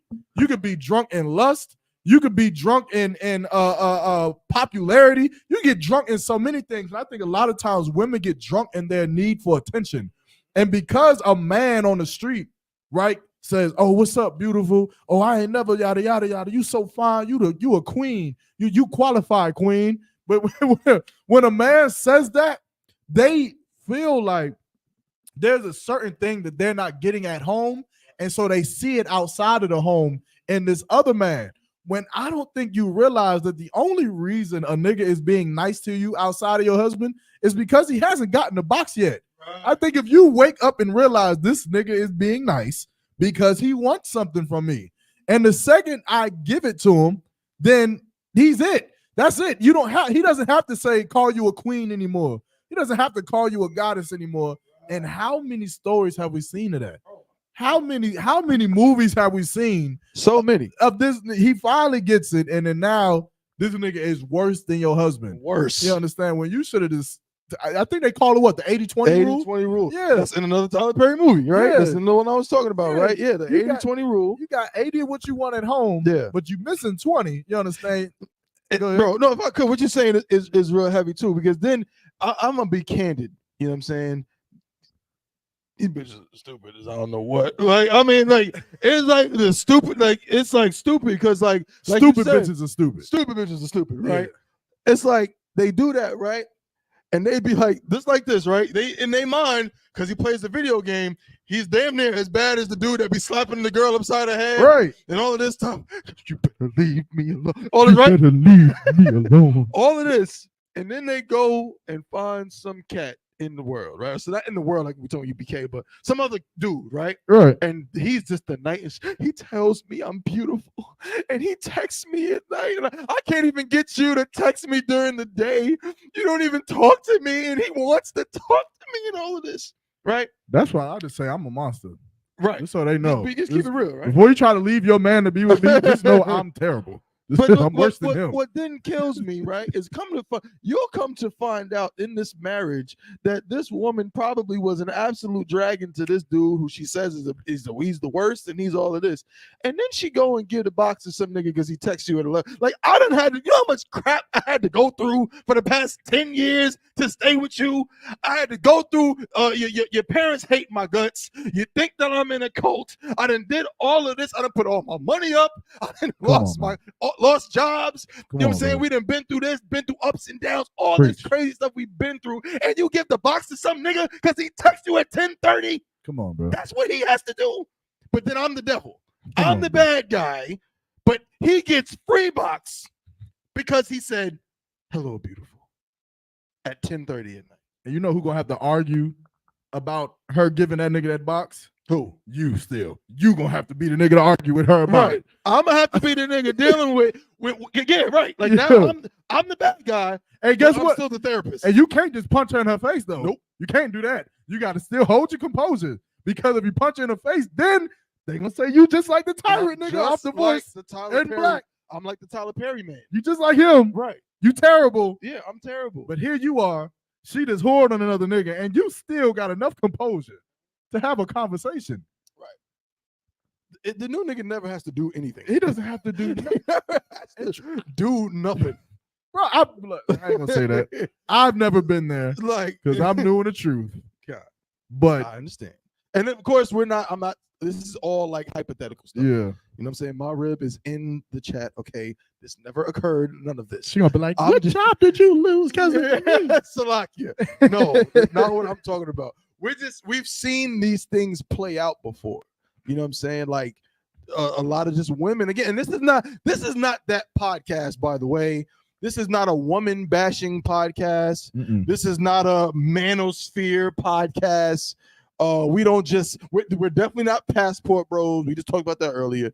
That's not what this is about. All what we're doing is trying to show the hypocrisy. Like very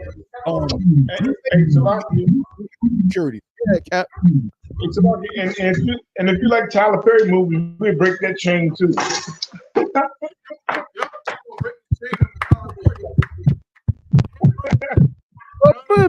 But ain't it just interesting?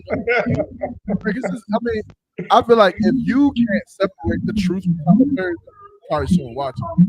But if you can separate it, some is. You know what it is too. I hear you, but if I can say this too, another problem with Tyler Perry, or the issue of why it's so like bad, or like why it's so like invasive, is because Tyler Perry, what he is good at, is he's good at like tugging on the heartstrings. He knows how to make a movie or write something that makes black people feel like, I know this world. That's what I'm I'm saying. in this world. Yeah. You know what I'm saying? Like Medea. My grandmother doesn't act like Medea Right. at all. Right. But Medea is a very black, what's the word?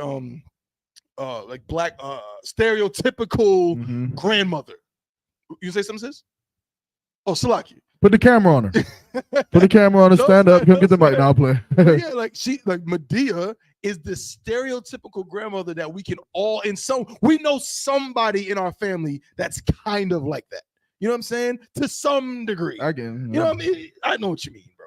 But this, or at least if that know somebody that knows somebody. I was gonna say, if they're not in our family, we know somebody that knows somebody. We've seen this kind of person before. This kind of boisterous black woman that, even though she's kind of rough around the edges, she cares a lot about the people around her, type thing, right? Yeah. So because Tyler Perry makes these kind of characters, we look at it and be like, oh man, like it almost, as a black person, I know this world. I can identify with this world to some degree. And then he just reels us in with the nonsense. Yeah. So now you watch the Tyler Perry movie, and before you know it, you're looking at your husband saying, you better leave me alone. You better leave That's my new phrase. alone. Yo, shout out Tyler Perry, man, for making these dumbass movies and stuff, man. Keep doing your thing. We're gonna keep using them to teach our people how to not be like what you're trying to make them. But yo, that movie though, you gotta check it out. There was one part too, man. I'm glad I'm in the UPK because the tyrant nigga, he turned on his friend. Right there, when he was confronting him, he was like, so you on this nigga? Because they was all having dinner. So he was like, you on this nigga's side now, nigga? I bet your wife don't know how you was sleeping with Kelly. Oh, she don't know that. Nigga hit him with that. But look, the wife kept it P though. The wife kept it P. Okay. She said, yeah, I know. Anything else? The f out my house. Now he caught hell afterwards though. Of course. But I just imagine myself in that situation. And they'd be like, nigga, you thought he was about to hurt me about another woman? But there was Tikwa, Shaniqua, Quan, Mimi, Kiki, Felicia. Hey man, Tyler, like you said, man, Tyler Perry, keep doing that nonsense, bro. We're gonna keep making fun of you. And the movies suck. You know what I'm saying? They're terrible. But no sweat. Matter of fact, right on topic. Meagan Good, she was real good in that movie. Meagan was good in that. Now that Meagan Good, I would love. Please show me that Meagan Good. She was real She good was perfect. in Divorce in the Black. She was perfect. But in real life, the question is Meagan a little bit too good? Is Meagan good or is Meagan bad? Is she good or is she bad? Well, we know historically, a lot of brothers would say Meagan Good is bad. Meagan, I mean, since I've been alive, damn near. Meagan Good has always been bad. I know. I would say that Meagan Good was always like considered like one of the most beautiful black women, especially back in roll bounce. But when I was a kid, boy, when she rolled through in slow motion, boy, roll bounce, that was a good one. That's a classic right there. Yeah, I remember roll bounce. Meagan bad, boy. She was. I remember that was man. That was a good year for me too. I don't know which one was better, the skate scene Meagan Good Hold or on, let me the ask you skate this scene question. Lauren London. Let me ask you. I was gonna ask you Mm-hmm. who was better, Mm-hmm. roll bounce Meagan Good or ATL Lauren London? Now Lauren London, let me make sure we make this clear. Yeah, she a Hamite. Lauren London is a heathen. Oh, wait, is she Hamite? I think she's an Edomite. Edomite. Okay. But I'm gonna tell you right now, Mm-hmm. when that movie came out, Mm-hmm. and I was in high school at the time, Mm-hmm. that was the first time that every nigga in New York wanted a girl from down south. I got you. And she's not even from down south, but she had like a fake down south accent. Mm-hmm. So Well, she was every like- brother was like, "Yo, you have got to go watch this movie. There's a girl in there, bro. I'm going down south." They're like, When she was like, "You drank my soda." Yo, we knew all the lines. Niggas from the went movie. crazy and shit. Every line, we knew all the lines from the movie. Every brother was like, "Yo, we need that." The part when they get to the pool party and that song in the background, Southern Girl. Uh-huh. We was like, "Oh, really? Yeah. Is that what the South is like?" Yeah. You know what I'm saying? So who was better? No. You know, you Damn, bro, that's a hard question. I ain't gonna hold you. You know, it's easy, brother. That's easy. Here you go. Look at him. Look at him. Meagan Good. I might have to go Meagan Good though. I would too. Meagan Good, but I wouldn't now. I ain't gonna go into the details of what she had, but I'll say this: it ain't an easy pick. It ain't an easy pick, right? Like when T.I. snatched the chain off Lauren London, I want to smack the shit out of him. She was so beautiful. Like, nigga, don't snip, but she too cute for all that. Nigga. You know, I'm like the lie that she did was not that crazy. Is that not the dumbest thing you've ever seen in a movie? Like, I know she lied, but you lied about being rich. We can work this out. Hallelujah. Coach put me in the game. That's ridiculous. Man, yeah. T.I. one of them dumbass niggas, bro. Man, that was crazy. I didn't understand. He was tripping. No sweat. Meagan Good. I can see if she would have lied about being born a man or something. I.S.U.P.K said Meagan Good over Lauren London even before knowing she was white. Oh man, that brother got some confidence. I ain't mad at you, bro. But I don't know if we can trust I.S.U.P.K's opinion though. I.S.U.P.K is in love with Whoopi Goldberg. Nah, bro, not you. I.S.U.P.K. No, he put him on blast. No, he said it out loud. No, he said it out loud. He did say it out loud. I.S.U.P.K. tell him, man, you like Whoopi Goldberg, man. And let me say this: there's nothing wrong with Whoopi Goldberg. He's taking that down. Hold up, I gotta say this: ain't nothing wrong. She's a sister. Ain't nothing wrong with Whoopi Goldberg. I.S.U.P.K said, "This is answer. I never said in love." That is not what we're talking about. We didn't say nothing about loving Meagan Good or Lauren London.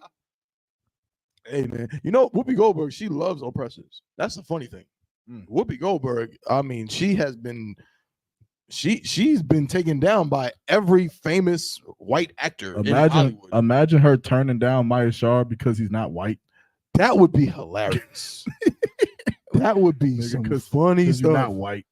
That's crazy, but it's not impossible. You know what I'm saying? She just said something the other day. I guess she still be getting taken down. Ew. You foul, bro. I mean, you foul, bro. I didn't mean it like I didn't say it like that. I said, ooh. You took it the wrong way. No sweat. So Meagan not so good. All right. She's been in the news recently, and we coming up on the time. We got some time, you know what I'm saying? We can do our thing, man. We had a little bit of a delayed beginning to the show. I hear you, bro. I don't. Maybe got to turn it off auto. Oh, then I don't know what to tell you, brother. Pause. Freaky ass nigga. Hey, look. So, can we get the clip? You got the clip of Meagan Good? Oh, Yeah. Meagan Good. Meagan Good is in a relationship with she's her boyfriend is what's his name? What's the brother that he was born in 1946? Jonathan Majors. Jonathan Majors. That is listen. If you look up Negro, not black, if you look up Negro in the dictionary, it's just a picture of Jonathan Majors. That is a Negro right there, bro. You know what I mean? Shout out to Jonathan Majors, of course, who used to date an oppressor. He just got, I don't know if he's out of legal trouble, but he was in a whole legal situation, and they said he was chasing after the white woman. And you know who he is? Who? He the nigga from Divorce in the Black. Who? Jonathan Majors. He was not in that movie. He is, bro. No, he's not. He is. Bro, don't do It's this. Meagan Good, and she married to some nigga who's an abuser of white women. This nigga's probably abusive. He's dealing with court trials and shit. And she's staying by his side. And Michael E. Lee is the new nigga that's coming around. Not Michael E. Lee. I mean, Michael, yeah. Ain't that his name? It's Ely. Yeah, whatever, bro. Bro, you gonna defend this light-skinned nigga over me? I'm playing. Salaki. We're not colorists. This is funny. I'm just making a joke, funny, though. but That is a funny thing. Michael Ealy has black women love Michael Ealy. Didn't I just say that? He's he has gray eyes. What did I say? What did you say? I thought I said Michael Ealy. You said Michael. You said Michael Ealy. You said Ealy. Oh, hold on now. I didn't say that. You did. I did not say Michael Ealy. You didn't say Ely. I didn't say Ely. You said Ely. You said Ely. You put an emphasis on the Lee. No, the emphasis is on the You E. just gave me the emphasis on the E a second ago. Because it's Ely. Is what? Michael Ealy. Say it 3 times fast. Michael Ealy. Michael Ealy. Michael Ealy. That third one was kind of Bill ain't gonna front. All right. It's Ely. Either way. Eli. Michael Eli. Michael. There we go. Michael. Mike. Put him on the screen. This nigga? Put him on the screen. He on the screen, ain't he? No, get the video, man. Bob Kushah. Where is it? Get him on the screen. Yeah, there we go. You gotta put it up. No. You gotta full screen it and start from the top. This is this is this is sad to see. Is that Cam Newton? This is Oh no, that ain't Cam Newton. Oh, somebody cash at me $5 right now. I'll tell you what he just said. No, I can't. I got down with that one. No, but look, check it out. So I guess her and her boyfriend, Jonathan Majors, I guess they was out somewhere, some kind of red carpet or some kind of event recently, and she ran into an old friend. An old friend with Rasta Drake in the background. An old friend, with Ross. You said with Rasta Drake in the background, and you have some white quarterback right there. I don't know who he is. Luke Marketing from the Chicago Bulls. So what? That's Luke Marketing from the Chicago Bulls. Right. And Luke Marketing, right? And then you got in Indianapolis Killer. You got but that's the he's from a different timeline. That's the church version. Yeah. Right there. And she ran into an old friend, Michael Ealy, a fellow actor. Right. And let's see what happened.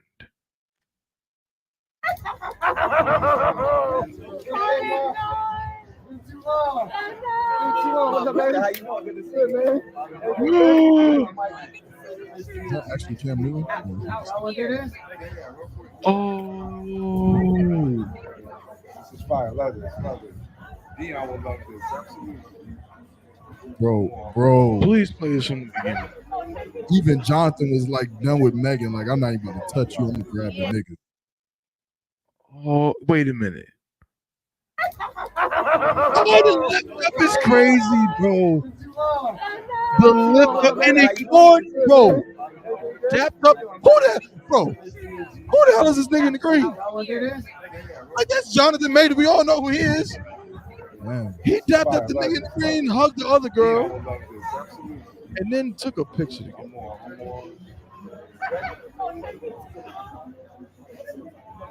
Who that? The rapper. Oh, I know D-Smoke, the rapper. Okay, I know D-Smoke. I don't. Hell He's is a that? I know his whole. He give him like a whole musical. You know the singer Sir? No. Well, there's a singer named Sir. That's his brother. So there's a whole family of singers and everything. I know D-Smoke. He's a rapper from California, but nonetheless, damn, Hawan.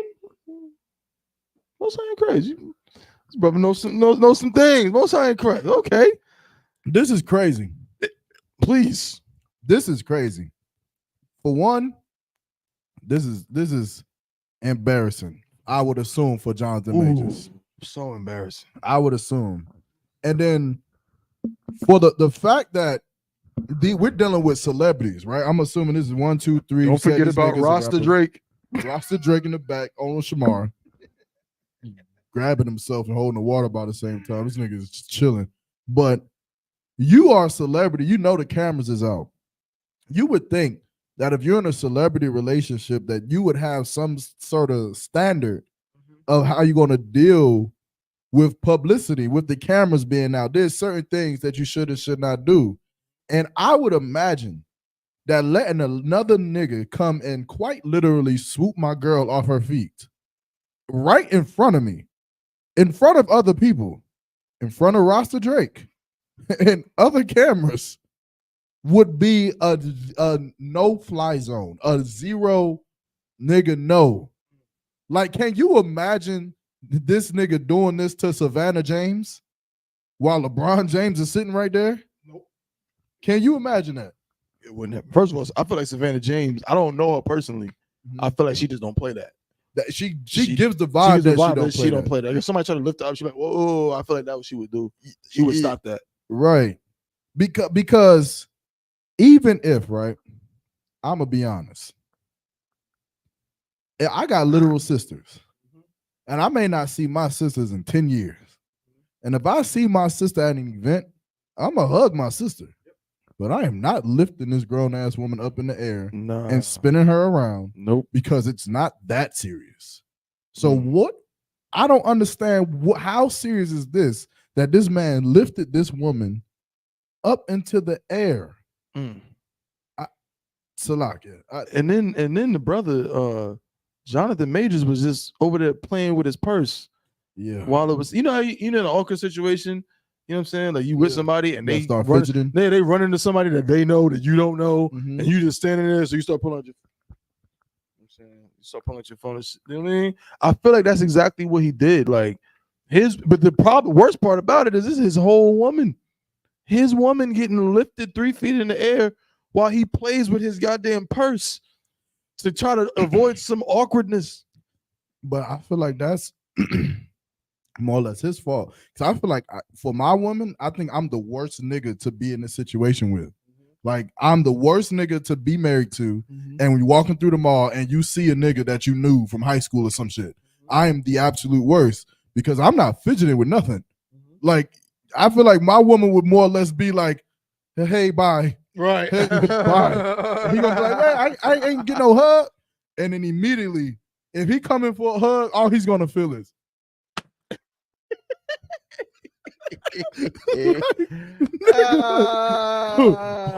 Hold the fuck up, nigga. What are you doing? You don't gotta hear this woman's mouth 3 o'clock in the morning. That goes right back to what we just talked about. Yep. You don't gotta argue with this woman and deal with her bullshit. Right. You're not touching her. Which, you're not touching her and at all. And you're not about to get this happy go. Imagine your woman seeing some nigga from high school. Oh my God! Yeah. And all of this extra shit. It's all the stuff I go through. Yeah. I don't get that when I walk through the door. Yeah. This is crazy. Yeah, nah. My woman damn near can't even have brothers. You better chill out. Who that nigga in your phone? It's my brother. You better get rid of him. Oh man, I'm talking to my dad. Can we play? Hang up on that nigga right now. Can we play it one more time and see Jonathan Majors fidgeting with his purse, please? Like he don't see it. You gotta put that phone in the bag.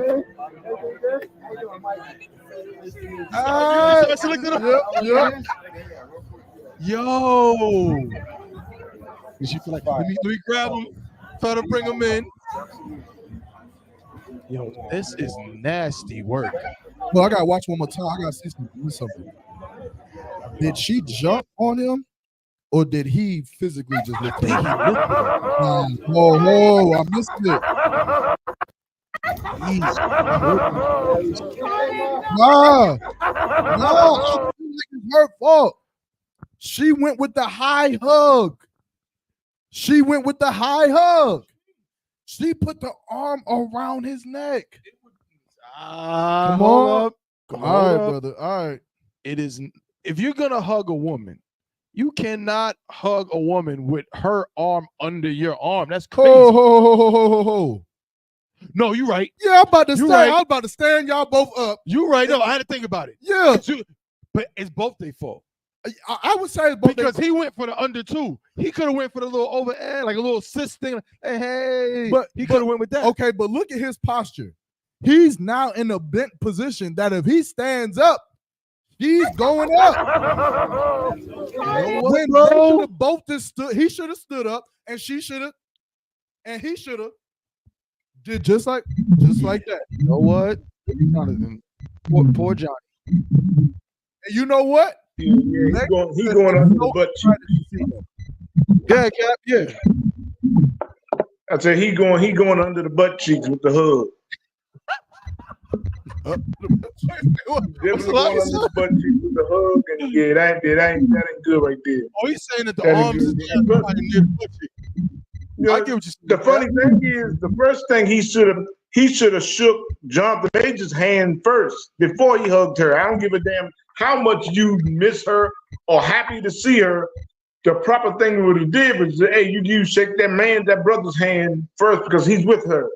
You shake his hand, then you know what I'm saying? But that was so disrespectful, for him to do that. But what if he gonna knock that nigga out? And that nigga just sitting on the strip club, and I would have been, she should have known better. That was just really, that was messed up on all their part. Con. Yeah, that's insane. That's like absolutely crazy, bro. Like this could never, ever, ever happen in the I.S.U.P.K. At least with me. I don't know. I can't speak for everybody. Hey, it's not unlawful, but it's unlawful in my house. Yeah. And not only is it a hug, it's a squeeze. It's a goddamn squeeze. Yeah. You don't walk up and squeeze my rib. I bust you in your mouth. You walk up and squeeze it. I read some of these Squeeze in the butt cheeks. Squeeze in the butt cheeks and go, I guess, I'm so happy. Nigga, please. I'll punch you in your mouth. These niggas are crazy. People crazy, man. Oh my God, bro. Squeezing the butt cheek. Oh, it's crazy. Yo, no, that's real. Your girl got that's what I'm saying. Lifted off the ground. Your girl lifted off the ground by another nigga. Yeah, he's smacking her when he get. Oh, I forgot about this skit. Did they? Nah, they don't got it. Remember, Drewski did a skit. This shit just came to life. That's hilarious, man. But these are just the comments, man. Some of the comments is pretty much saying she already knows the ride home about to be ugly. Taylor the Kingpin said dog picked his girl up, squeezed her extra tight in the hug, made her squeal with glee, and didn't even dap the man up. Luca said, I know she got a civil rights era lecture from that man when they went home. Victor Moan Jr. said, ain't no nigga lifting my girl when he greet her. Victor Moan Jr. is a funny name. Yeah. Let me see. Oh boy. Yeah, man. This is. I pray that none of my brothers ever have to deal with this nonsense, man. Yeah, one Salaki. Salaki. Said Jonathan Majors had every right to hit him with that Will Smith slap at that point. His woman? No, not his woman. Lie. I'm talking Michael Ealy. Oh, I'm about to say, bro. But how can he be mad at Michael Ealy at that moment? Like, at that moment, right, when you watching your girl and she does something like that, what is your response? Because I don't know if I can get upset with the brother anymore. Like, I feel like I punch a nigga if he tries to reach in and my woman does this. Get off of me. What are you doing? Then I punch a nigga. But if he reaches in and she said, "Ooh, hey," then I don't know. How do I get mad at him now? I feel like it's either you get mad at her or you just get mad. Like you just pissed off and he just happens to be there. Hey, Salaka, your mom, she did give that little uppity jump like too.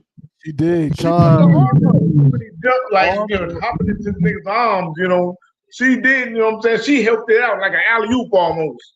Right, she helped it, so but like, hey, what's your problem?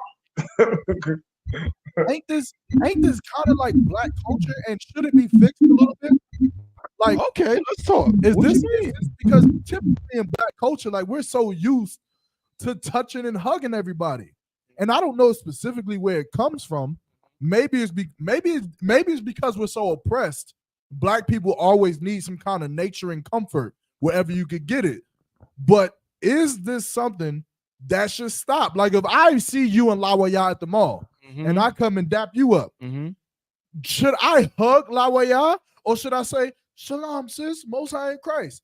And I feel like even now in the truth, sometimes it'd be awkward because you'll dap up the brother, but then you like, what's up, sis? Right. And you like reaching like, I don't know what to do for you. Right. Hey,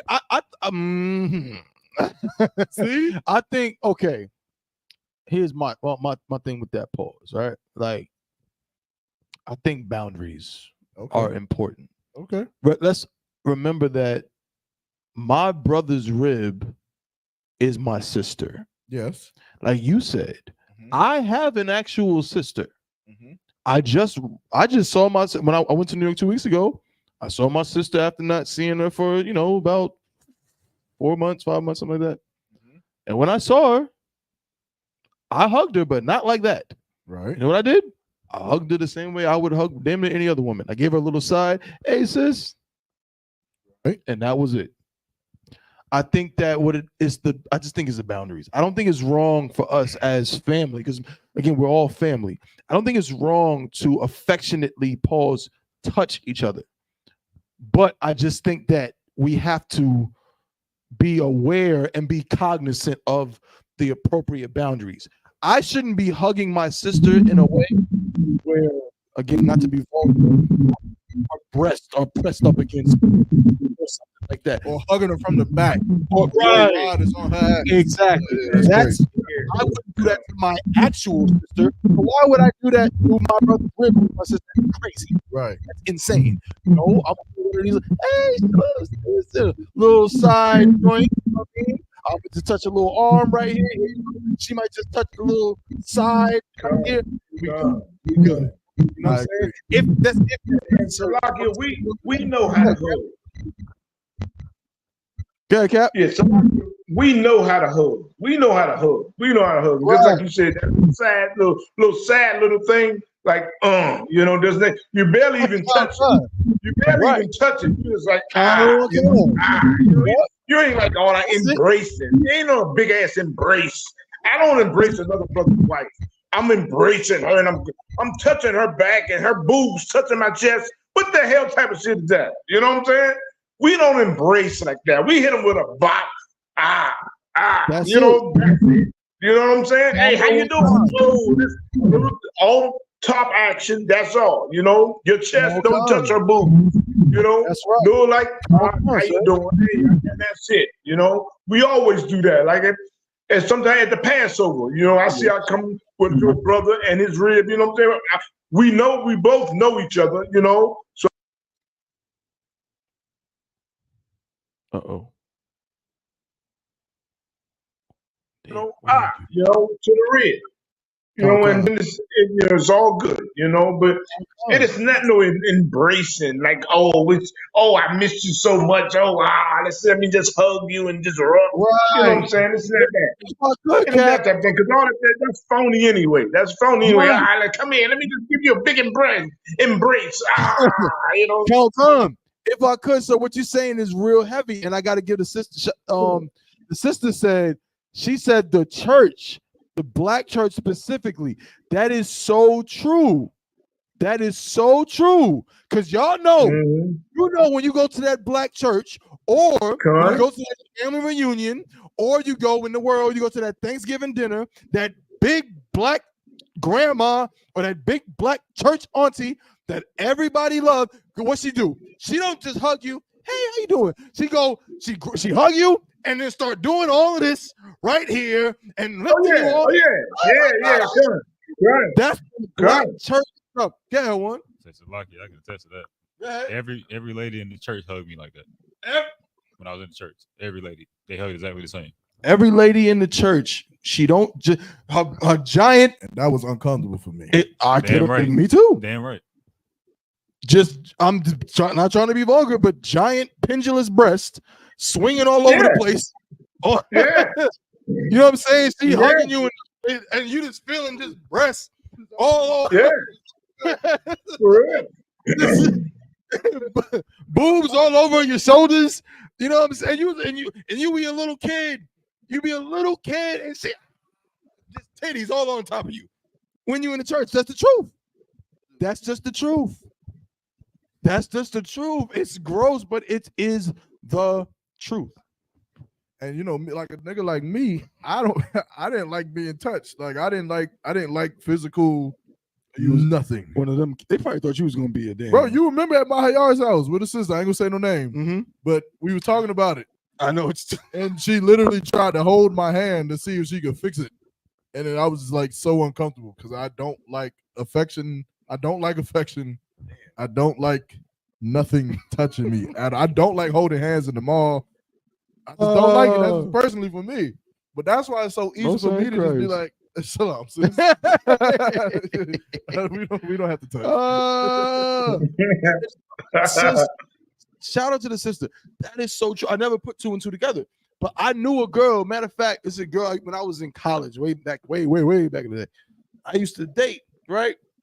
And she was a heavy Christian, like a super duper Christian. She also was a giant whore, but that's neither here nor there.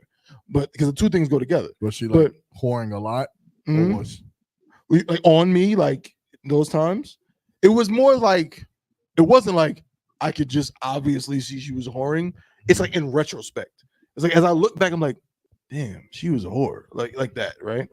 But she was a super duper Christian, like super duper in the church. She sang in my college. I went to a Catholic school, but Catholic college, but they had like a choir. St. John's? Yeah, St. John's, right? St. John's had a choir. It's still the same name. It's called Voices of Victory. And right? And she was in the choir. It's weird. Concert choir before. Huh? I sang in the choir before. I could believe it. I did. That makes sense. And all, but check it out. But the thing, she would do that when she hugged people. She didn't just, hey, how you doing? She did all. This was a young woman. You know what I'm saying? What I'm talking. I'm in the time I'm a grad school, so she's probably like she's young, like 21, 22. She's young, but she would hug you like an old black grandma and do all of the swaying and all this stuff. It is definitely a cultural thing. It like the lack of boundaries is damn near like a black thing. And if you look at it, it's not a shocker. A lot of these people in them churches, the women too, the same women that want to give them big hugs, and you know what I'm saying? Oh my, they be the same ones. You so handsome. Oh my God, you so wait, you look just like so and so. You so handsome. They be the same ones molesting them little boys in the church. Exactly. They be them same ones that get them big hugs, be doing other stuff in the Christian church. There's That's no a fact. boundaries. Because there's no boundaries. Right? I'll tell you what, if you're a random person, don't touch me and my children. Just keep your hands to yourself. I'll be honest. No, that's a fact too. You want to answer this question real quick? You want me to answer it? Can you, Salaki? We got a question that just came in. Yeah, but let me just real quick. Michael Ealy was wrong. Meagan Good was wrong, and Jonathan Majors got to grow some nuts. You can't be weak. He can't like do that, bro. nothing. That nigga probably on probation. He probably being watched. I'm not telling him to smack people, but you just, if he's saying anything, there's got to be a better solution. If he turns around and says, "Bitch, you better not do that again," you know what she gonna look at him and say? You better leave me alone.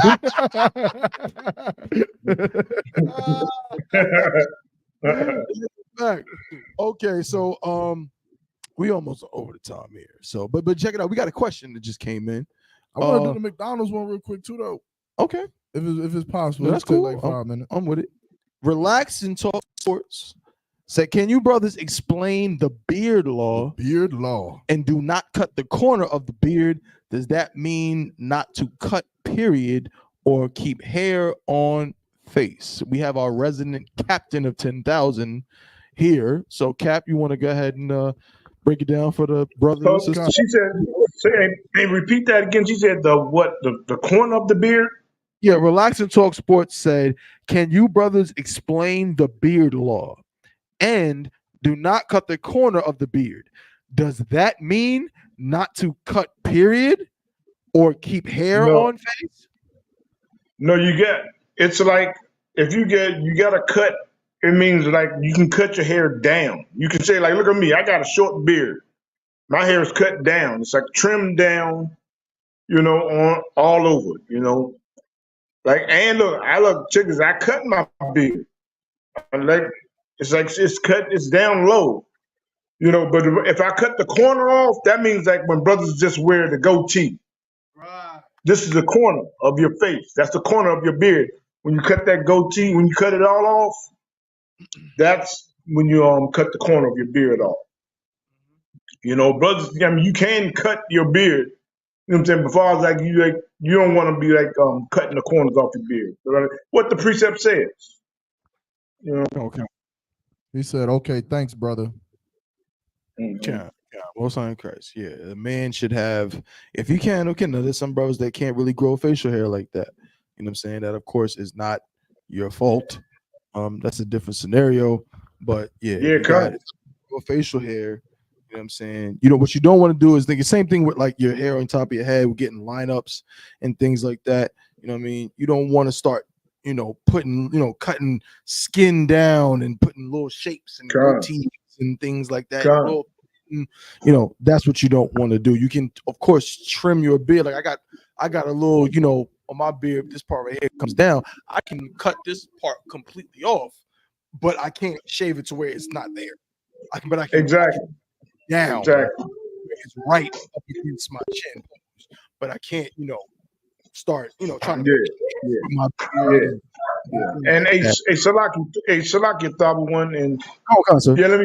I want to clear that up too. When I said I cut my beard, I trim my beard. I don't cut it. Right, I don't cut my beard. I trim it down. I'm used to wearing my beard like this. So I just have my beard. I trim it down. I don't cut my beard. Come. Damn right. Yeah. All right, so we got one more. We got one more to talk about. Yarmak, what you got, bro? This ain't really a story. No, there was a picture that I found interesting. Okay, let's get it. I'm sharing it. I think you got to put it up there. Oh, my bad. Slack here. Pardon me. So this is a picture of an old McDonald's, one that we knew growing up. Yep. Playgrounds and whatnot. Mm-hmm. And a new modern day McDonald's. And the caption of the picture says, "I hate how the world isn't kid friendly anymore." Now, pretty much what they're saying is that when it came down to like fast foods, when it was being introduced, they had things that were attractive to kids. And nowadays, it's not attractive to kids. Now, I made a comment under this post when I've seen it, which is where my theory stems from, or what I'm getting at, is that the world is kid friendly. It's just that the kids grew up. And what I'm saying about this, and this is more than just McDonald's, right? It's with a lot of things, because I think back in the day, I think that a lot of things that may have been harmful for us or unhealthy to us, they had to persuade the children to get into it. You a smart brother. They had to persuade the children to get into it because our grandparents, they were already used to cutting potatoes, growing potatoes, making their own fries. So McDonald's to them is like, what the hell are you talking about? I'm not doing that. But when you persuade the children and use the children's happiness, that makes grandmama take you to McDonald's to eat this food. Absolutely. But now, who in our generation is used to growing potatoes, growing farming chickens, making bread from scratch, making their own chicken sandwiches and whatnot? Nobody. Right. Now you don't have to persuade children to be fed poison. There are babies who are 4 years old who, without knowledge of what McDonald's is at all, is getting kids meal with Mountain Dews and Dr. Peppers right in front of their face. And I think that is like some kind of American plan that, you know, for a lot of things they had to push on us as children, and then as we got older, now we inevitably just give it to our children. Right. No, I agree. But and I'm not disagreeing with you at all. It's simply, if there's one word I could use for it, it's just marketing. Like, where's my rib at? Now, according to my rib, right, I swear she lying. She said that when she was coming up, her and her siblings did not care about McDonald's. That to me sounds like cap, because when I was a kid, if I passed the McDonald's, my face was up against the goddamn car glass, like, please, can we? Because it was marketed to children.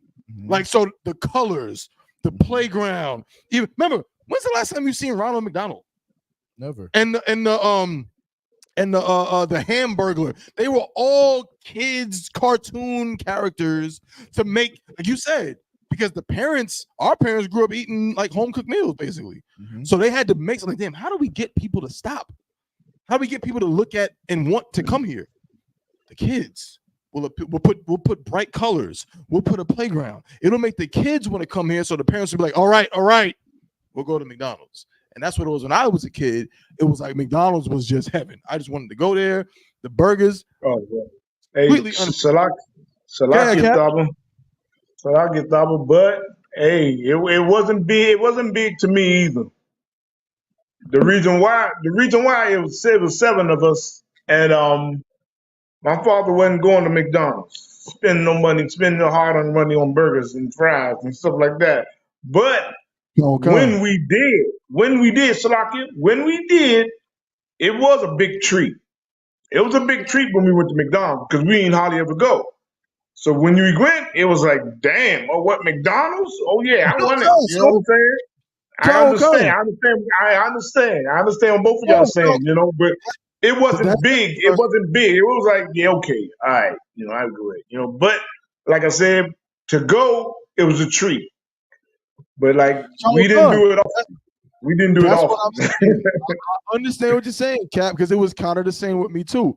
All I'm saying is, according to my rib, her siblings didn't care about it. Like, I'm saying, I didn't always get it, but I did always want it. You know, remember the famous Eddie Murphy?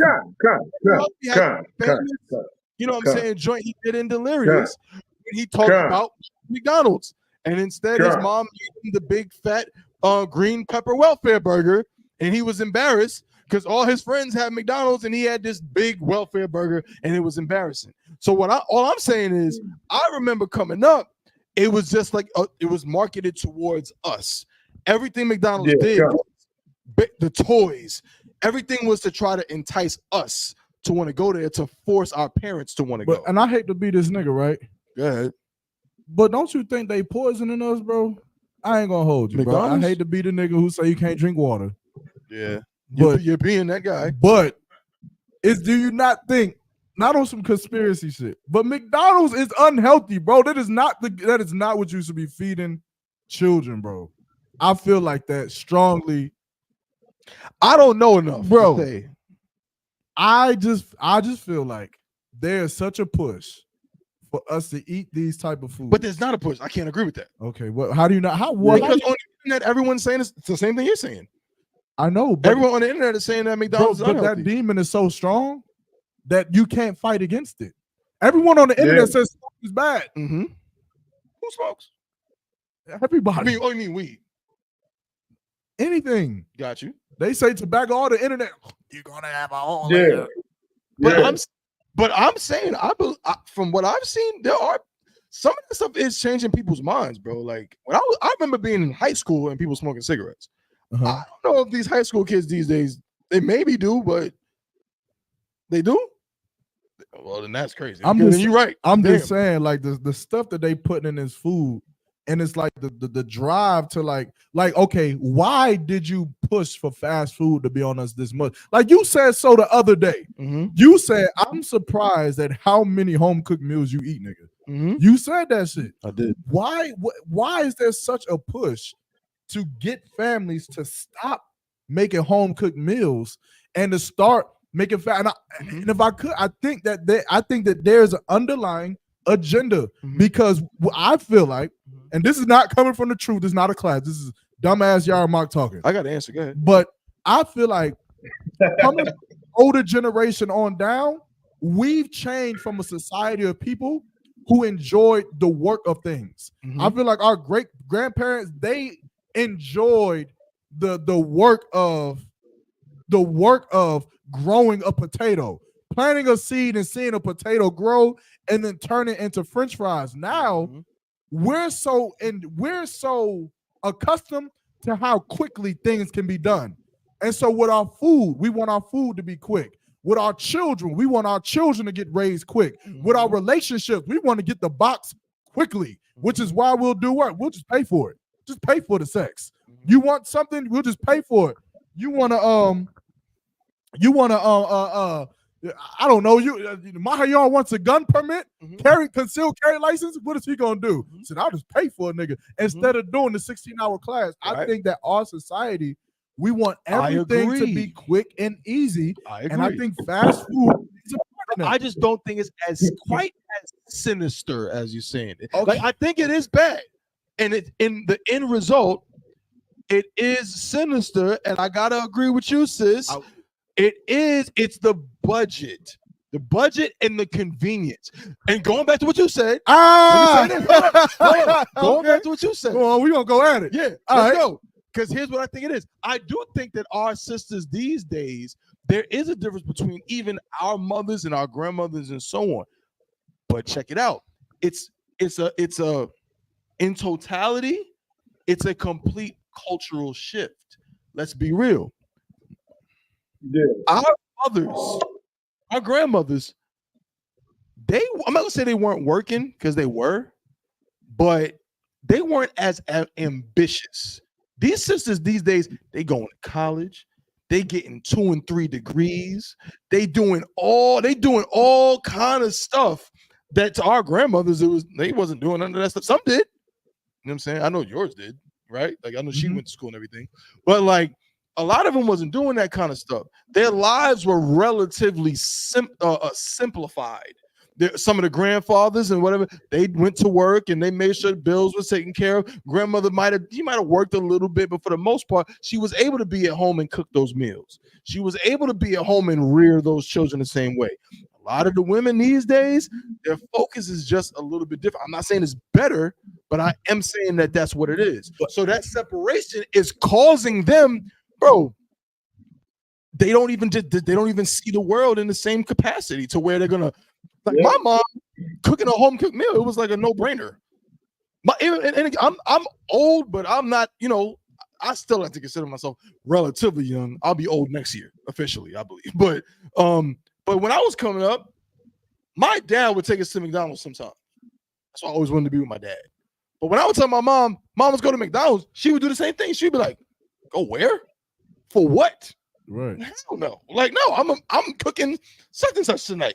I'm cooking such and such tonight. And now I look back and I'm like, why did she do that? Because guess what? She just got off an 8.5, 9-hour shift. why wouldn't you want to just get us some McDonald's and make your life easier? You can probably go to bed earlier, but like you said, it just wasn't in their DNA. They were almost in love with the work. It was like, I'm a mother. It's time to feed my kids. I'm cooking a meal. But it was like natural to Is them. that not something that we should want? Yes, I agree. So don't you think that there is a social construct that is deterring at that fabric of how we were raised? Construct? Like a construct, a construction that America has set up, so that instead of being how we were, we are becoming how we are. Okay, I hear you. I certainly hear you.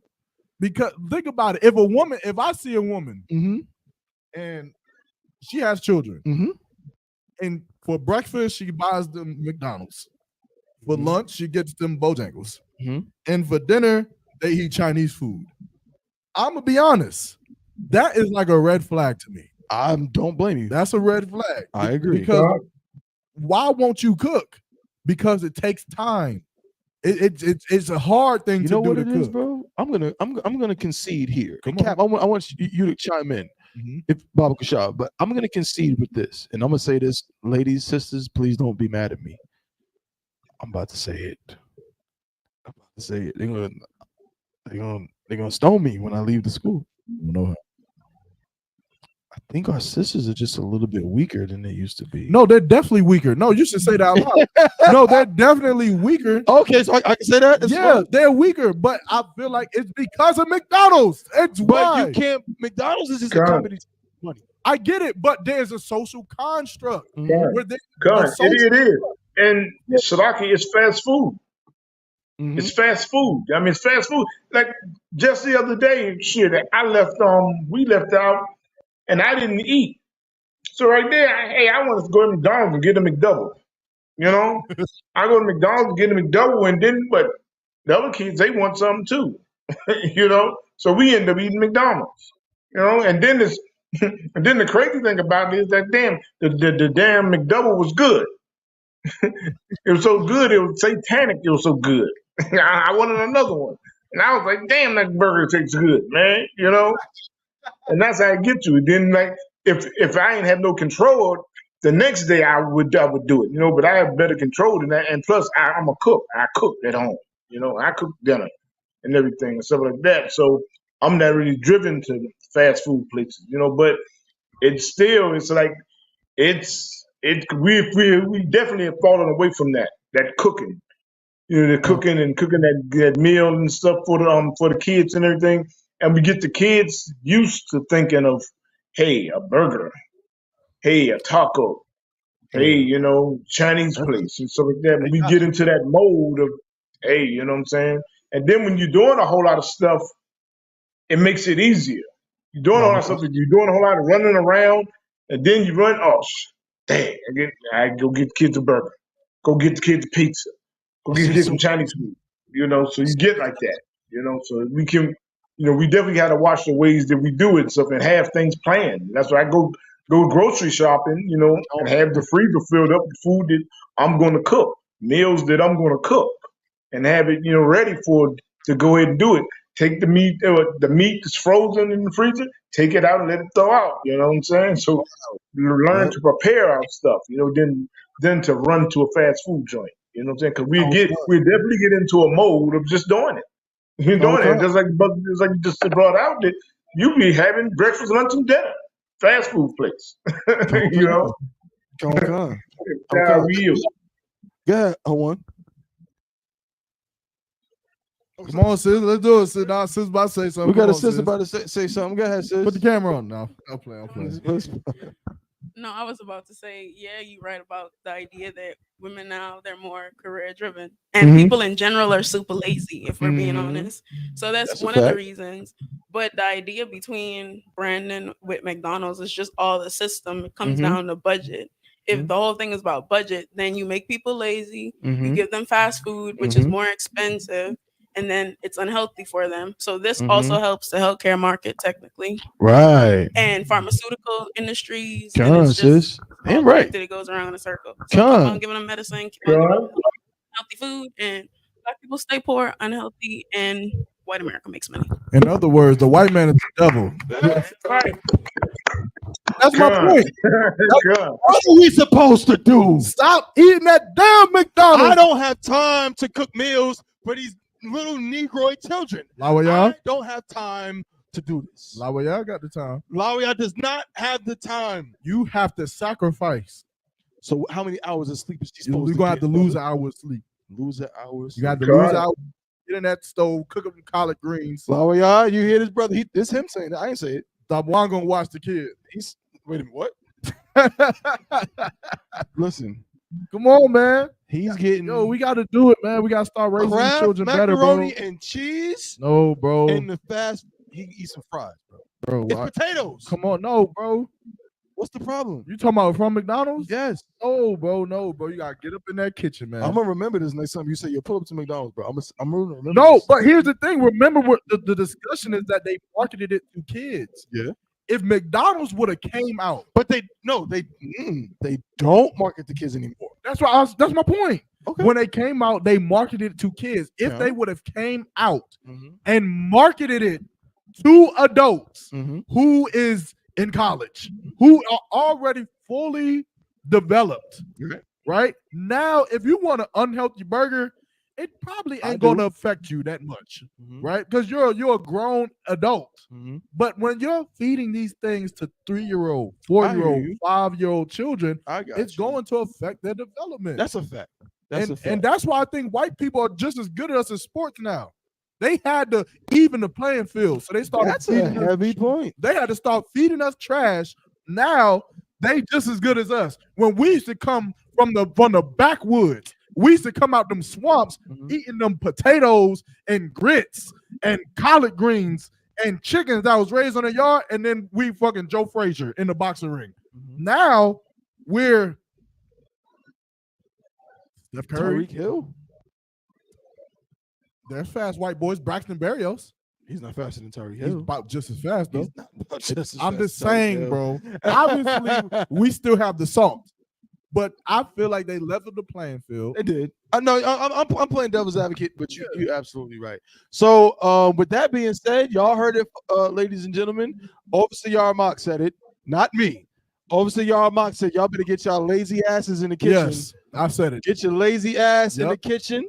And get some pots and pans and cook a home cooked meal every night.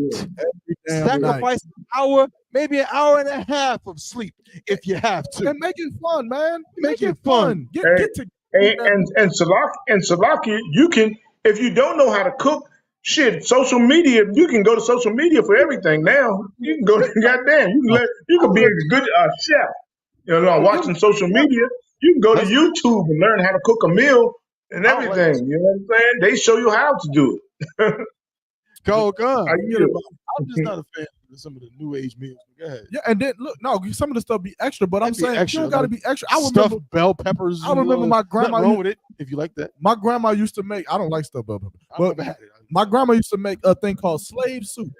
Boy, that junk was so good, boy, and it was nothing but greens, beans, and something else in a crock pot. You just turn it, you pour the shit in, and you turn it on, and every once in a while you come and stir it up. That's dinner, and it was. That's all you needed, and guess what? Go. Hey, look, you might be on something. Slave soup here, y'all. You might be on something. Come on now, because my New York City ass pause was not eating none of that. My mom would be like, I'm making such and such. I was the kid that was complaining. I remember one time she took me at somebody's house, one of her friend's house, and she had got us Taco Bell the day before. And so the next day, she was like, "You guys hungry?" I said, "Yeah, I'm hungry." So what you want? Taco Bell. Yeah. She said, "Oh, I can't get Taco Bell today. I can make you something." I said, "You know what? I'll starve then. I don't want anything." That's the brainwashing. My mom went berserk. They taught you that McDonald's was better than a home cooked meal. It is better. It is not better, bro. Hey, look, tell me if I'm lying. After you eat fast food, you feel full right then and there. But tell me you don't be hungry right again after that. That's what Laura Yah said. She said, "I hate." She don't like fast food because she said it tastes like air. She's like, "It's air. I just eat it and I'll be hungry again afterwards." Yeah, because it's not really fulfilling. It don't really have the nutrients that you need. Care. Oh my, bro. You There's eat nothing- you eat a home cooked meal, or you eat some slave You gonna soup. tell me that a home cooked meal is Eat, better? eat, eat a bowl of slave soup. I'm not eating no damn slave soup. I want that Wendy's spicy chicken. That's what I want. Yo, you think I'm joking? I'm dead ass. Like, hey, we gotta look. The Lord with us, but we got a little bit more health conscious, man. Come on, man. We gotta. At some point, what are you trying to say? I'm trying to say, stop feeding your 3-year-old children Mountain Dew. You can't do that. You can't give your 2-year-old soda. You gotta stop. You can't be doing this, man. They don't need that type of stuff. It's too much sugar. Hey, look, I tell you what, my dad used to tell me this when I was a kid. He used to tell me that he had a dude back in high school that he drank so much soda as a kid, it gave him scoliosis. Like he had bubbles that went into his spine. And now he had to walk with a humpback. Bro, that can happen. That can happen, bro. Hey, look, I'm joking. Absolutely what Overseer Armaka is saying is correct. Do not feed your kids the nonsense, chemicals. At least try to limit it. Yeah, try to limit it. Like if you can cook at least 3 meals out the week, yeah. And right now you're not cooking none. That's and now we'll take it. we actually even have some healthier fast food options. You do. You know what I'm saying? You Like do. Chipotle, you know, you can get Thank a you. nice Yeah, bowl. you can do that. You know what I'm saying? Easy on the rice. Get the lettuce and some good actually cooked chicken and steak and so on and so forth. So we do have options these days. I can't deny that. Real chicken salad. Real chicken salad. Yeah, that's a fact, bro. That's a fact. McDonald's, bro. Them burgers, I ain't going. It do taste so no, good. it's bro. It's definitely there's something in there, bro. I don't know what it is. It's addicting. And for me, bro, like I said, it's like nostalgic. You ever seen Ratatouille? Yeah. The movie. Yeah. You remember the part in the movie at the end where the critic dude came to eat the meal, and when he ate the ratatouille, he was like, it like took him back to his childhood. Yeah, yeah. Every time I bite a Big Mac, pause, I'll be like, oh my god, it just reminds me of the happier times, bro. You go. No, bro, that's real talk though. That's Yeah. real talk, but it's like a like signal. Yeah. There's like chemical. It's like it releases dopamine. Come on, You know what I'm man. saying? Yeah, when I come. certain foods, it reminds me of my childhood. It reminds me of like good times. So you 100% correct. We got to fight the power, Fight the power. fight that against be. the devil, fight against the powers that be Mhm. that want to destroy us or whatever. And part of the thing that needs to happen, I'm gonna land my plane. Sisters, you can help brothers. We know it as black people suffer the most from hypertension, diabetes, heart disease, and so on. Hey, Yeah. real quick, you know who niggas make jokes about in the NBA or used to? Dirk Nowitzki? It was some white boy, but he used to always come to games with a Tupperware container full of a home cooked meal. Oh, snap. His wife would cook for him, Oh, wow. and he would bring it to the arena to eat. Wow. Why do we make fun of that when 'Cause that he's should be broke. the norm?